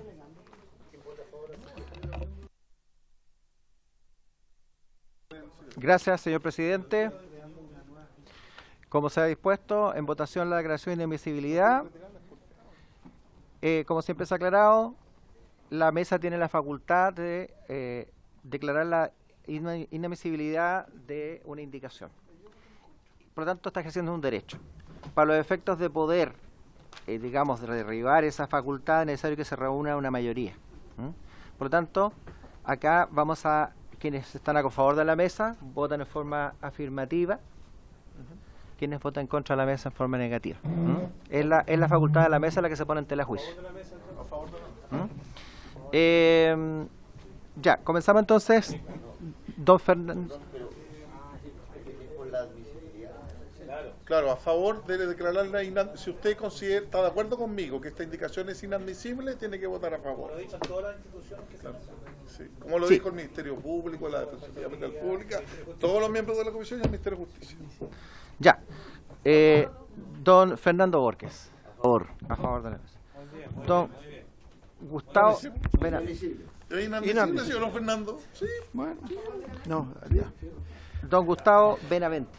Presidente, antes de eso, usted la declaró inadmisible porque significaba gasto. No, por y favor, yo no, yo escuché al gobierno que esgrimió el artículo 65, número 2, a usted no lo escuché eso, y por tanto la razón por la cual la votamos o nos pronunciamos sobre la admisibilidad o inadmisibilidad es la que da la mesa, y en esa yo no estoy de acuerdo. Okay. Así que voto en contra de la mesa. Don Gustavo Benavente en contra de la mesa. Don Miguel Ángel Calisto a favor de la mesa. Diputada Carol Cariola. No. ¿A favor? Perfecto. A favor de la mesa, diputada Carol Cariola. Diputada Flores no está. Diputado Don Marcos Ilavaca. A favor de la mesa, don Marcos Ilavaca.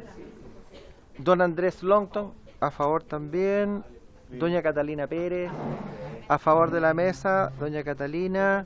Don Luis Sánchez, en contra, don Luis Sánchez. Don Leonardo Soto, a favor de la mesa.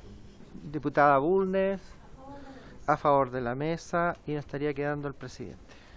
Secretario, yo solo señalar que al fundar la inadmisibilidad no solo di cuenta de que se alejaba de las ideas matrices al afectar lo fundamental de los intervinientes del sistema procesal penal. Dije además que se inmiscuía en la organización y atribuciones de un órgano un órgano autónomo del Estado como es el Ministerio Público, y además tenía gasto fiscal. A favor, perdón. Sí. Es que a veces uno no tiene por qué estar de acuerdo con lo que uno piensa. Eso. Señor presidente, 9 votos a favor de la mesa, 2 en contra, 0 abstención. Se declara entonces inadmisible nuevamente una indicación. Corresponde ahora pasar a la página 16 del comparado. Presidente. ¿Otro más? Sí, tenemos también por el mismo motivo. Sí. Presidente, por el mismo motivo, para ir votando a medida que aparecen en el Código Procesal Penal las normas que se pretenden modificar o agregar, tenemos, señor presidente, una propuesta del diputado señor Juan Irarrázaval que incide en agregar un artículo 33 bis en el Código Procesal Penal. ¿Tenemos posibilidad de mostrar? Lo tienen todos los diputados. ¿Alguien aquí no lo tenemos? Sí, está distribuida, habría que buscarla. Son Son 3 páginas, pero solo vamos a ver la primera. ¿Sabe lo que pasa, señor secretario? Mire, que las indicaciones que plantea y que formula el diputado Irarrázaval son complementarias o se hacen cargo de indicaciones que formula el Ejecutivo en la letra, en varios artículos. El Ejecutivo sí habla de protección de fiscales, el Ejecutivo sí, y el proyecto de ley sí contempla en otra ubicación, eso sí, la posibilidad de la declaración remota de las policías, y todas normas sobre comparecencia están tratadas en otros artículos, y como es facultad del presidente establecer qué indicaciones se votan primero y qué indicaciones se votan después, me parece más correcto, sin perjuicio de también agradecer la consideración de ubicación que plantea, me parece más integral con el cuerpo del proyecto de ley que viene en segundo trámite constitucional, la indicación del Ejecutivo, tratar y sancionar todo lo que dice relación con la comparecencia en juicio en su oportunidad. Entonces vamos a dejar estas en su oportunidad porque es una decisión de este presidente en votar primero las indicaciones del Ejecutivo. Por consiguiente, vamos a analizar el artículo 16, la página 16 del comparado, que dice relación con el Código Procesal Penal, y la primera de ellas es una indicación del Ejecutivo, señor secretario. Sí. Gracias, señor presidente. Corresponde entonces en la página 16. Tenemos que la propuesta del proyecto aprobado en primer trámite constitucional es incorporar un artículo 78 ter nuevo, que tiene indicaciones, como se ve, del Ejecutivo y algunas parlamentarias también que inciden. El artículo 78 ter, el texto del proyecto, establece medidas especiales de protección de los fiscales. Dice que cuando en el transcurso de una investigación surgiere algún antecedente relevante de amenaza, agresión u otra potencial afectación a la integridad personal de los fiscales o de sus familias, o en todo caso, tratándose de la investigación de delitos cometidos por asociaciones delictivas o criminales, él o los fiscales podrán solicitar al juez de garantía, al tribunal de juicio oral en lo penal o a la Corte, según correspondiere, las siguientes medidas de protección.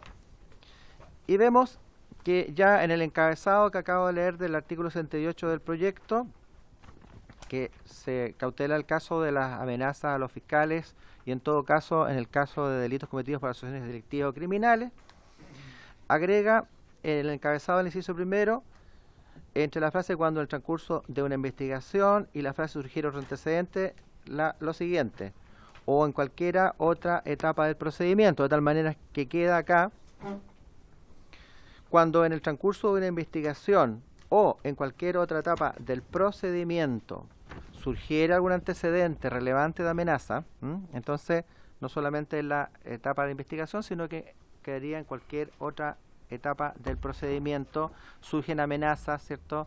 O en todo caso sean investigaciones por delitos por motivos de asociaciones delictivas o criminales, vienen todas las medidas de protección. Entonces lo extiende.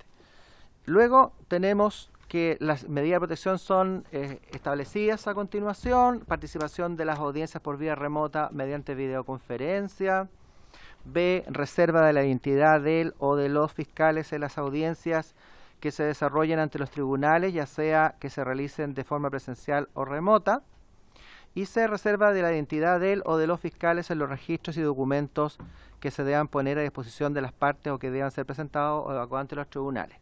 Y aquí tenemos otra indicación del Ejecutivo, el literal B, que incorpora en el literal B, que es la reserva de la identidad de los fiscales, una frase final que dice: podrá suprimirse de las actas de las audiencias todo nombre, dirección o cualquier otra información que pudiera servir para la identificación del fiscal. Entonces, una medida más para proteger la identidad del fiscal, que está en la letra B. Continúa la disposición del proyecto en el siguiente inciso: en los casos que se decrete la reserva de la identidad, esta deberá ser reemplazada por una denominación genérica como fiscal del Ministerio Público. La medida de protección decretada se mantendrá vigente durante toda la sustanciación del proceso hasta el término de la causa por cualquier motivo. En caso de ponerse término en virtud de una sentencia condenatoria, la medida de protección podrá extenderse hasta que la pena se encuentre completamente cumplida. La resolución que se pronuncie sobre la concesión o el rechazo de una medida de protección o su cese será apelable únicamente por el Ministerio Público. El abogado defensor del imputado podrá siempre conocer la identidad del fiscal, debiendo mantener reserva de la misma.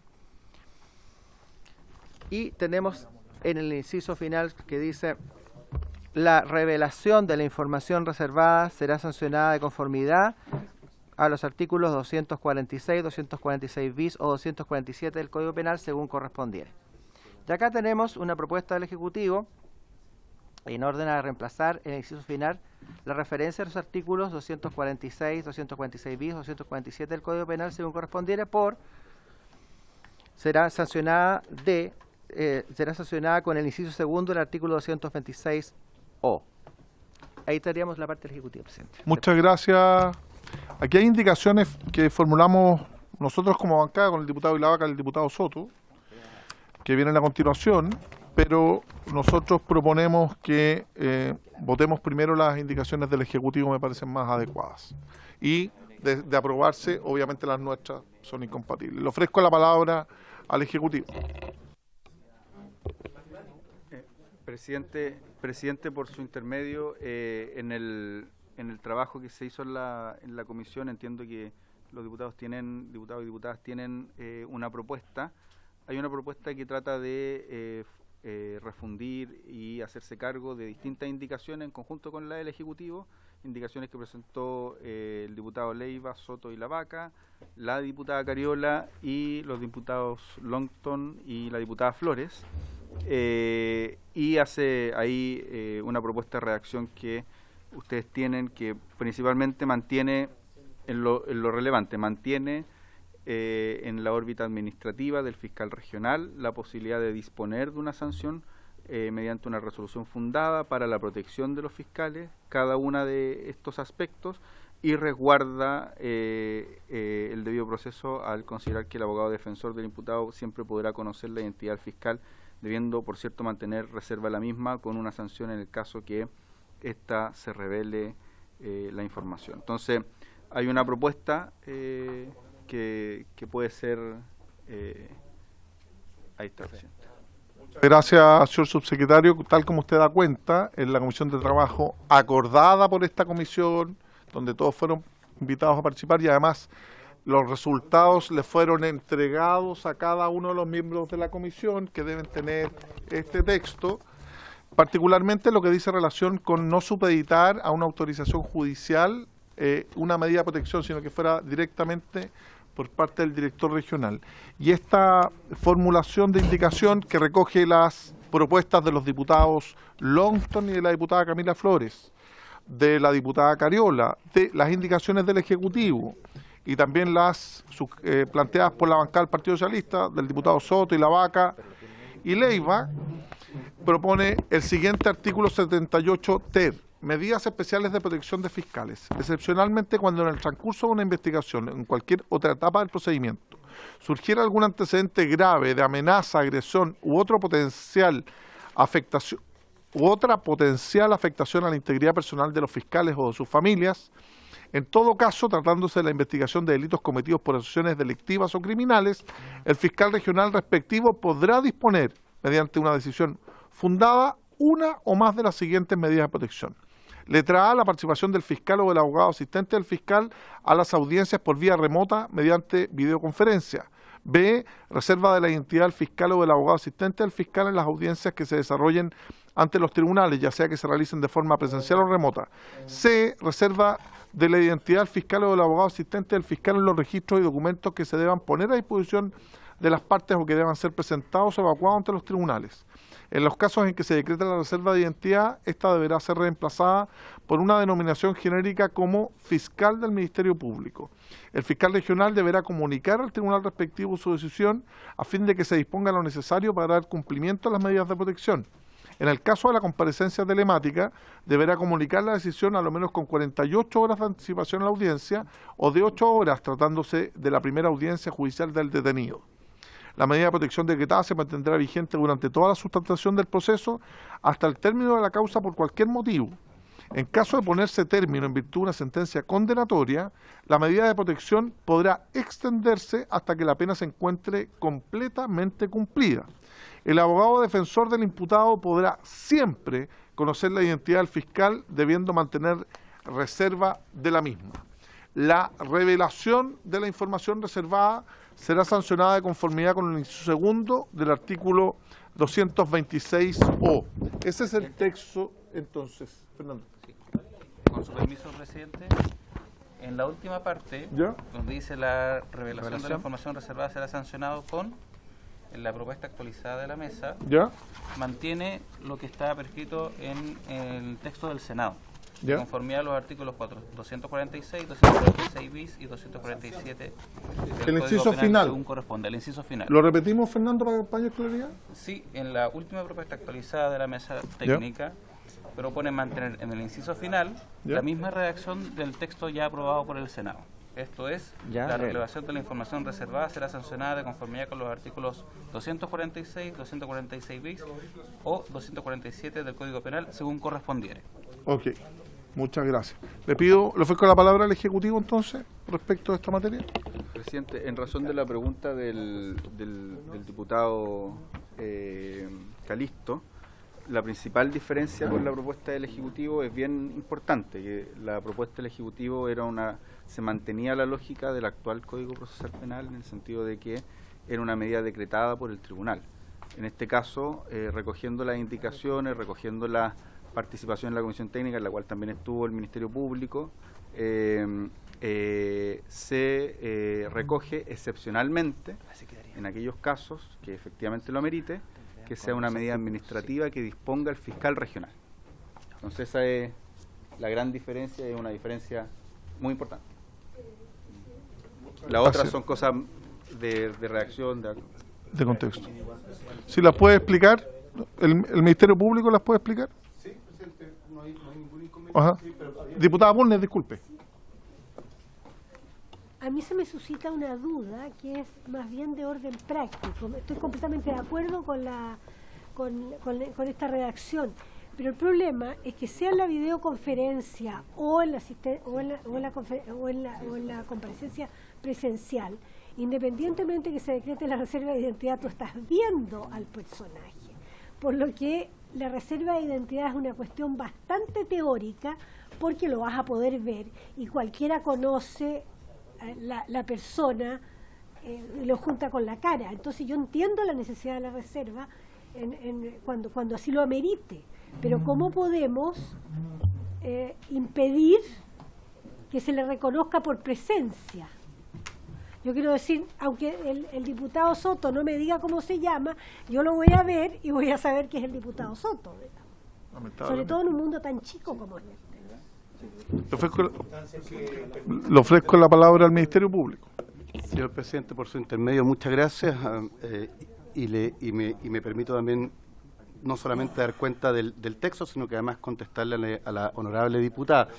Lo primero, presidente, este fue un punto en el cual fue enfático el fiscal nacional en términos de que lo requería humildemente a esta comisión, en el sentido de que básicamente nosotros entendemos de que estas son medidas de protección para los fiscales y asistentes fiscales, que en ningún caso, como bien lo dijo el señor subsecretario, afectan garantías de la defensa, porque la defensa va a siempre poder contar con el nombre del fiscal que esté a cargo de la investigación, sea que sea algún fiscal adjunto o sea que sea el fiscal regional, y ello para nosotros tampoco es baladí. Es importante que sea así porque, como lo veremos más adelante, este proyecto refuerza importantemente, de una manera que nosotros creemos que es correcta, independiente obviamente del debate que haga esta honorable comisión, la cuestión de la cooperación eficaz, porque nosotros, y lo dijo el propio fiscal nacional cuando intervino, creemos que la criminalidad organizada, en especial la criminalidad organizada, requiere de herramientas, por así decirlo, fuertes en términos de cooperación para poder desbaratar, ¿cierto?, las organizaciones mismas. Entonces a nosotros nos interesa, ¿cierto?, tener un diálogo con el defensor a efectos de poder llegar a esa cooperación. Estas son medidas que son de protección del fiscal, que por lo tanto nosotros entendemos que son perfectamente administrativas y que por lo tanto que pueden ser decretadas, ¿cierto?, por una autoridad del Ministerio Público. Desde luego, lo dijo también el fiscal, también lo dijo el fiscal nacional, no se necesita que sean los fiscales adjuntos que se decreten estas propias medidas, sino que justamente para los efectos del control y jerarquía, que sea el fiscal regional, que es la indicación que propone, ¿cierto?, el Ejecutivo, en los casos que nosotros entendemos que son excepcionales, que son los casos que aparecen en el inciso primero. Ahora, contestando directamente a su pregunta, también el señor fiscal nacional fue enfático, y es algo que el Ministerio Público lo ha hecho en la práctica, que en el caso de la criminalidad organizada, la mejor medida de protección que uno puede tomar desde el punto de vista del Ministerio Público es trabajar en equipo y trabajar en un conjunto de fiscales que sean los que vayan en distintas audiencias compareciendo unos u otros. El fiscal nacional lo dijo expresamente, es decir, que una de las cosas que él ha fomentado y fortalecido en el Ministerio Público es que, sobre todo, lo que nosotros conocemos como los SACFI, que muchas veces trabajan estas que son unidades, por así decirlo, de análisis criminal y de inteligencia de la persecución, que vayan rotándose los fiscales a efectos de ir a la audiencia, porque así entonces hay un menor incentivo a identificar a un determinado fiscal, ¿cierto? Y esto es importante porque si nosotros logramos que esta honorable comisión apruebe esto, el hecho de mantener anónimo aquellas piezas que son importantes, como por ejemplo, piénsese en la acusación, en un recurso, en esos casos lo que permitiría la norma es que sea presentado no como el fiscal Ignacio, o da lo mismo, cualquier con nombre y apellido, sino que es el Ministerio Público el que está investigando a X persona y le está imputando, ¿cierto?, el haber participado en una organización criminal. Es cierto que, y usted tiene toda la razón, que en términos, por así decirlo, en última instancia, sea una comparecencia presencial o una comparecencia telemática, igual va a haber una cara que va a poder verlo.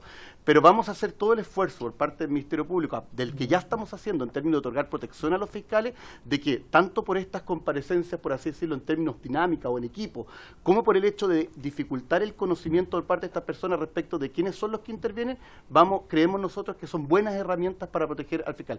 Entre otras cosas, y termino con esto, porque también en el caso de la comparecencia, sea presencial o virtual, lo que dice la norma es que el fiscal se va a poder identificar únicamente con su cargo e institución, es decir, quien está hoy día en la audiencia se llama fiscal adjunto de la Fiscalía SACFI de, por ejemplo, la Fiscalía Centro Norte, y no con su nombre completo, lo cual también ya nos sirve como mecanismo de protección. Lleva usted razón, honorable diputada, por su intermedio, presidente, en que en última instancia siempre puede haber un rostro, pero nosotros como Ministerio Público estamos haciendo todo el esfuerzo para evitar que existan amenazas y peligros a los fiscales, y creemos que esta norma ayuda mucho en eso. Por su intermedio, presidente. Diputada Bulnes, sobre el punto, porque le voy a ofrecer luego la palabra a la yo estoy completamente, yo con la norma estoy completamente de acuerdo y creo que es muy útil. Pero insisto que el problema sobre todo estamos hablando de crimen organizado, ese es el problema, por lo tanto tienen maneras definitivas con la sola cara, y aunque diga Ministerio Público, no sé si podría agregarse en esta norma o de alguna manera, de manera que sobre todo cuando hay comparecencia telemática se obligue a difuminar el rostro de la persona. porque son audiencias que por distintas maneras pueden ser vistas por terceros que particularmente están en la banda criminal. O sea, si vamos a protegerlo, protejámoslo de verdad.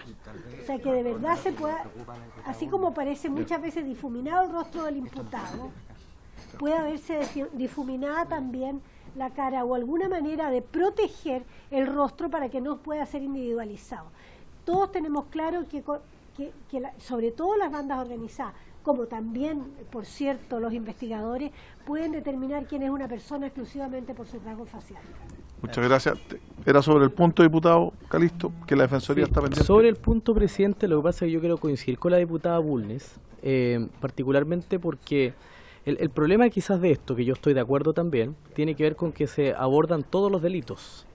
Entonces, efectivamente, cuando estamos frente al crimen organizado, al narco, estamos hablando de una situación más compleja. Entonces yo preguntaba acá, no sé si se puede, por ejemplo, alguna audiencia secreta, como de repente nosotros acá en el Congreso hacemos sesiones secretas, donde no se puede revelar ni se graba las identidades. Yo creo que hay que, y ahí se lo pregunto al gobierno por su intermedio, presidente, ¿qué manera podemos entregar para que cuando estamos frente al crimen organizado, al narcotráfico, tengamos herramientas mucho más estrictas? Porque yo escucho con atención lo que dice la Fiscalía y tiene razón, pero no nos sirve, estamos haciendo todo el esfuerzo. Sí. O sea, no podemos dejarlo, digamos, a la disposición que pueda tener la Fiscalía, o un fiscal en particular, o una administración del fiscal nacional en particular. Esto debe quedar regulado. Yo tiendo a compartir, le voy a entregar la palabra a la Defensoría Penal Pública, al Ejecutivo, pero los niveles de... perfecto. Los niveles de anonimización que puede tener los intervinientes de un procedimiento penal tienen un límite. Uno podría llegar, exacerbando el ejemplo, a que los fiscales no estén individualizados, ni el fiscal nacional, ni el fiscal regional. O sea, llega un límite, claro, o que tengamos, por ejemplo, llegar a tesis de jueces absolutamente anónimos, que ha sido con capucha en otros lados. Yo creo que ese es otro estadio. Lo que nosotros planteamos aquí es que efectivamente hay que borrar de las actas, hay que resguardar al Ministerio Público, es indispensable su comparecencia personal o telemática, se borran de las actas la individualización de ellos, sin embargo, y esto hay que decirlo, hacemos esfuerzos por protegerlo, pero siempre tiene que intervenir un representante del Ministerio Público. Por eso, esta indicación junto con las siguientes da cuenta de que no es que el Juan Pérez fiscal adjunto, no, sino que la Fiscalía local en representación del Ministerio Público se hace un esfuerzo, pero claro, eso de que hayan jueces secretos o fiscales secretos o sin rostro como hay en otros lugares es un tema mucho más complejo y que requerirá, a mi juicio, una discusión distinta. También, por ejemplo, la creación, que es una iniciativa exclusiva del Ejecutivo, por cierto, pero de tribunales especiales de crimen organizado. Y eso lo tendría que presentar en otro proyecto, sin perjuicio que podamos solicitarle también, creo yo, al Ejecutivo ver alternativas de poder tratar. Por eso el distingo que hace usted del crimen organizado es importante. Le voy a ofrecer la palabra a la Defensoría Penal Pública y luego al diputado Sánchez. Muchas gracias, señor presidente, por su intermedio. Nosotros entendemos la preocupación de nuestros colegas del Ministerio Público y también en base al acuerdo, ¿cierto?, a lo conversado con ellos y habiendo entendido cuál es el problema que hay detrás, no vamos a hacer ningún tipo de objeción a la norma que se está aprobando. Tiene que haber una necesidad para esa institución. Simplemente queremos remarcar, aprovechando de colgarnos un poco de las palabras que usted dijo, que cuando uno anonimiza mucho el proceso penal en general, ya no hablando sobre esta norma, sino que en general, hay que tener en cuenta que hay un conflicto de derechos constitucionales. O sea, por un lado está el derecho a la vida o a la integridad corporal de las personas que se pueden ver afectadas, digamos, eventualmente por la criminalidad organizada, y por otro lado está el derecho al debido proceso de la persona que está siendo juzgada y que tiene presunción de inocencia y que puede ser inocente. Entonces nosotros simplemente queremos hacer eso presente porque la norma que viene después a nosotros sí nos preocupa y ahí efectivamente no hay acuerdo, que es la medida de protección de testigos. Pero simplemente eso. Okay. ¿Y alguna medida para los defensores también debiera existir? Entiendo yo.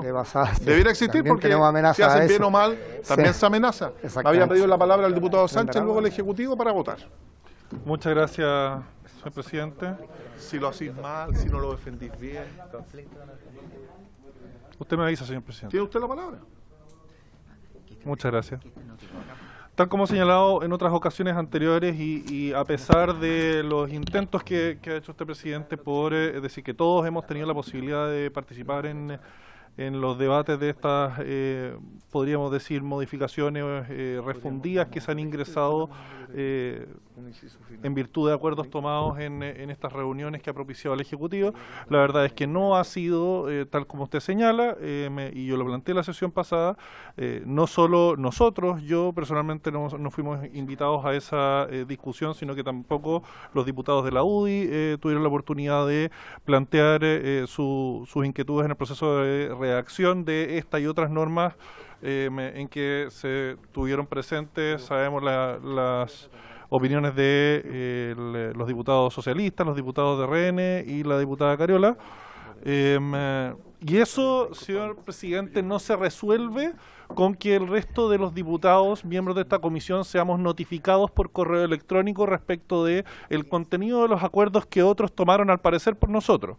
Entonces, quiero señalar el punto, porque sin perjuicio de que el contenido de esta indicación no es algo malo, a todos por supuesto nos interesa una mayor protección de los fiscales. Muchas de las indicaciones que yo he planteado van por supuesto en la línea de mejorar la persecución criminal, endurecer las penas, y eso conversa perfectamente también con una mejor protección de todos los intervinientes dentro del proceso penal. Por eso he presentado yo personalmente hartas indicaciones, no por un intento, como usted mal dice, señor presidente, de intentar monopolizar aquí la discusión. Mal dijo, no de mal decir, sino que decir de forma desacertada que yo estaba intentando monopolizar la conversación.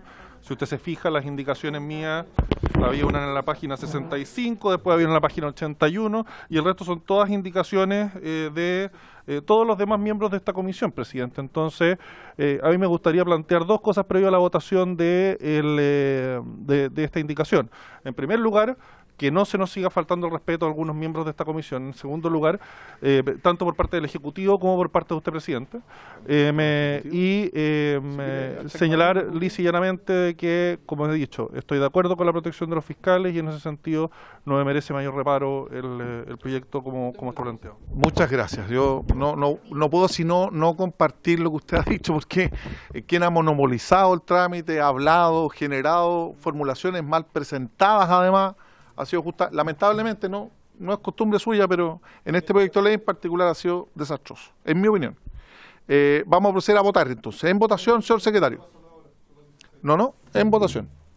Si usted quería dilatar, no lo logró por 27 segundos. En votación, señor secretario. Señor presidente, en votación la indicación, si el objetivo era dilatar, la indicación sustitutiva presentada en esta sesión, que reemplaza entonces el artículo 78 ter.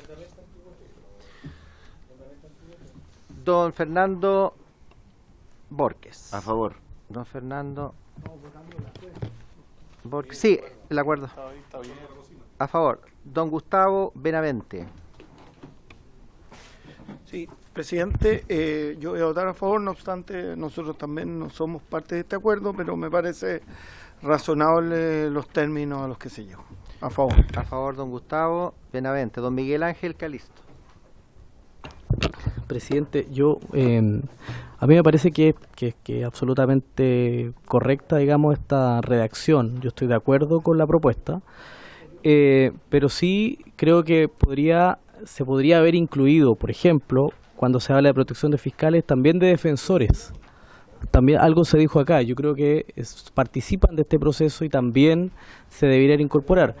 Y lo otro, a propósito de lo que usted señalaba, creo que el gobierno debiera evaluar alguna alternativa, si me permite el señor subsecretario,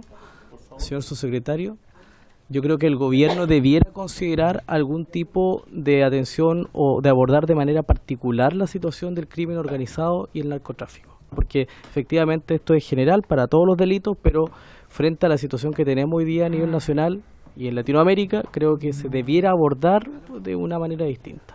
¿Ya? Eso, presidente, voto a favor. A favor, don Miguel Ángel Calisto. Don Marcos Silavaca.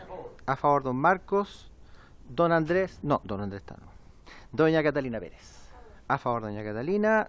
Don Luis Sánchez. Muchas gracias, señor secretario. Sin perjuicio que señalé de que no tengo mayores reparos respecto al contenido, dado que esto tiene un vicio de origen que yo creo que es insalvable el proceso de redacción de esta norma, yo me voy a abstener. Abstención, don Luis Sánchez. Don Leonardo Soto. Señor secretario, yo quisiera destacar el amplio debate transparente generado en instancias temáticas, en comisiones temáticas autorizadas por esta comisión, pero también en esta comisión un acuerdo entre todas las instituciones que están hoy día representadas, Ministerio Público, Defensoría, que suelen tener visiones contradictorias sobre las cosas, pero en este caso coinciden en esta norma que es una excepción a nuestro sistema procesal, que autoriza un conjunto de medidas de protección de la identidad de los fiscales que tienen alguna amenaza en relación que proviene del crimen organizado, pero que en vez de someterla a los tribunales de justicia para que ellos lo autoricen, como suele ocurrir en la entidad que arbitra los procedimientos, entrega esta potestad al propio Ministerio Público a través de un fiscal regional, que por supuesto tiene que ejercer esa atribución sabiendo que tiene un control político de parte de este mismo Congreso. Y yo creo que se equilibran de una u otra manera todos los valores en juego, pero sobre todo la protección a ciertos actores del procedimiento penal, como son los fiscales, que hoy día están teniendo un horizonte de perturbación y amenaza al ejercicio de sus facultades. Presidente, yo apoyo y apruebo esta indicación. A favor, don Leonardo Soto. Diputada señora Bulnes. A favor. A favor también. Y señor presidente. Solo un minuto, solo reiterar que hay un acuerdo de esta comisión. Uno puede estar de acuerdo o no con las medidas adoptadas por esta comisión, ¿no? Lo que no puede hacer uno es restarse de los acuerdos en los cuales participa, porque eso es el fundamento principal de la democracia. Tratar de generar maniobras dilatorias, como ha quedado en evidencia en esta comisión, para que no se vote una norma respecto de la cual circunstancialmente no estoy de acuerdo, me parece, por decirlo menos, inadecuado. Que además en estas indicaciones estén contestes y de acuerdo, no solo el Ministerio de Justicia, sino que el Ministerio Público y la Defensoría Penal Pública, y más encima votar en contra, sin argumento legítimo a mi juicio, en el entendido de que los acuerdos de esta comisión también participan, porque eso hemos cuidado, de equilibrar debidamente la posición que tiene el Ministerio Público y la Defensoría Penal Pública, para que todos los intervinientes del proceso penal se sientan debidamente amparados en esta tramitación, no me parece. Vuelvo a insistir y ratifico, los acuerdos de esta comisión, aunque a uno no le gusten, se cumplen, se deben cumplir, incluso las votaciones que uno puede ganar o perder. Y voto a favor de esta indicación. Gracias, señor presidente. Son 8 votos a favor, 0 en contra, 1 abstención. O sea, se aprueba por 8 votos a favor, 0 en contra, 0 en contra y una abstención. Y una abstención. Se aprueba. Aprobación. El Ejecutivo me había pedido la palabra. Presidente, muy rápido, muchas gracias. Solo dos cosas. Una es que respecto a una de las dudas que había surgido acá, este proyecto contempla y se estaba votando en particular una norma de protección a los fiscales. Posteriormente vamos a ver una norma de protección para los agentes reveladores y los agentes encubiertos, norma de protección para víctimas y testigos, norma de protección para jueces y además una norma en respecto a jueces, o sea, juicios remotos en ciertas situaciones excepcionales. Además, para la investigación de crimen organizado y delitos de alta complejidad en particular, el Ejecutivo ha presentado un proyecto de reforma constitucional que establece la Fiscalía Supraterritorial, que se encuentra discutiéndose en primer trámite en el Senado. Y eso es precisamente para hacerse cargo de lo que plantea el diputado Calisto. Y finalmente, presidente, solo para que no se nos genere una discordia o un malentendido, yo ya en una sesión anterior le pedí disculpas públicas al diputado Sánchez porque en una de las sesiones de la Comisión Técnica, por un malentendido del que yo me hacía responsable y por lo mismo le pedí las disculpas, su asesora en particular no pudo estar en una de esas sesiones. Después de eso se han tomado contacto con la asesora y se ha tratado de incorporarla en los distintos espacios. Sí estuvieron todo el resto, es decir, también participaron los asesores de los diputados de la UDI y ahí tenemos los nombres, los correos y podemos entregar copia de todo aquello. Entonces, yo le digo al diputado, entiendo que el diputado Sánchez, y además después de la sesión me acerqué personalmente, le dije que le pedía disculpas y que no había ningún ánimo, pero me parece que volver a reiterarlo puede ser redundante. No pidamos más allá, como decía Alberto Plaza, no le pidan más de lo que puede dar. Se levanta la sesión.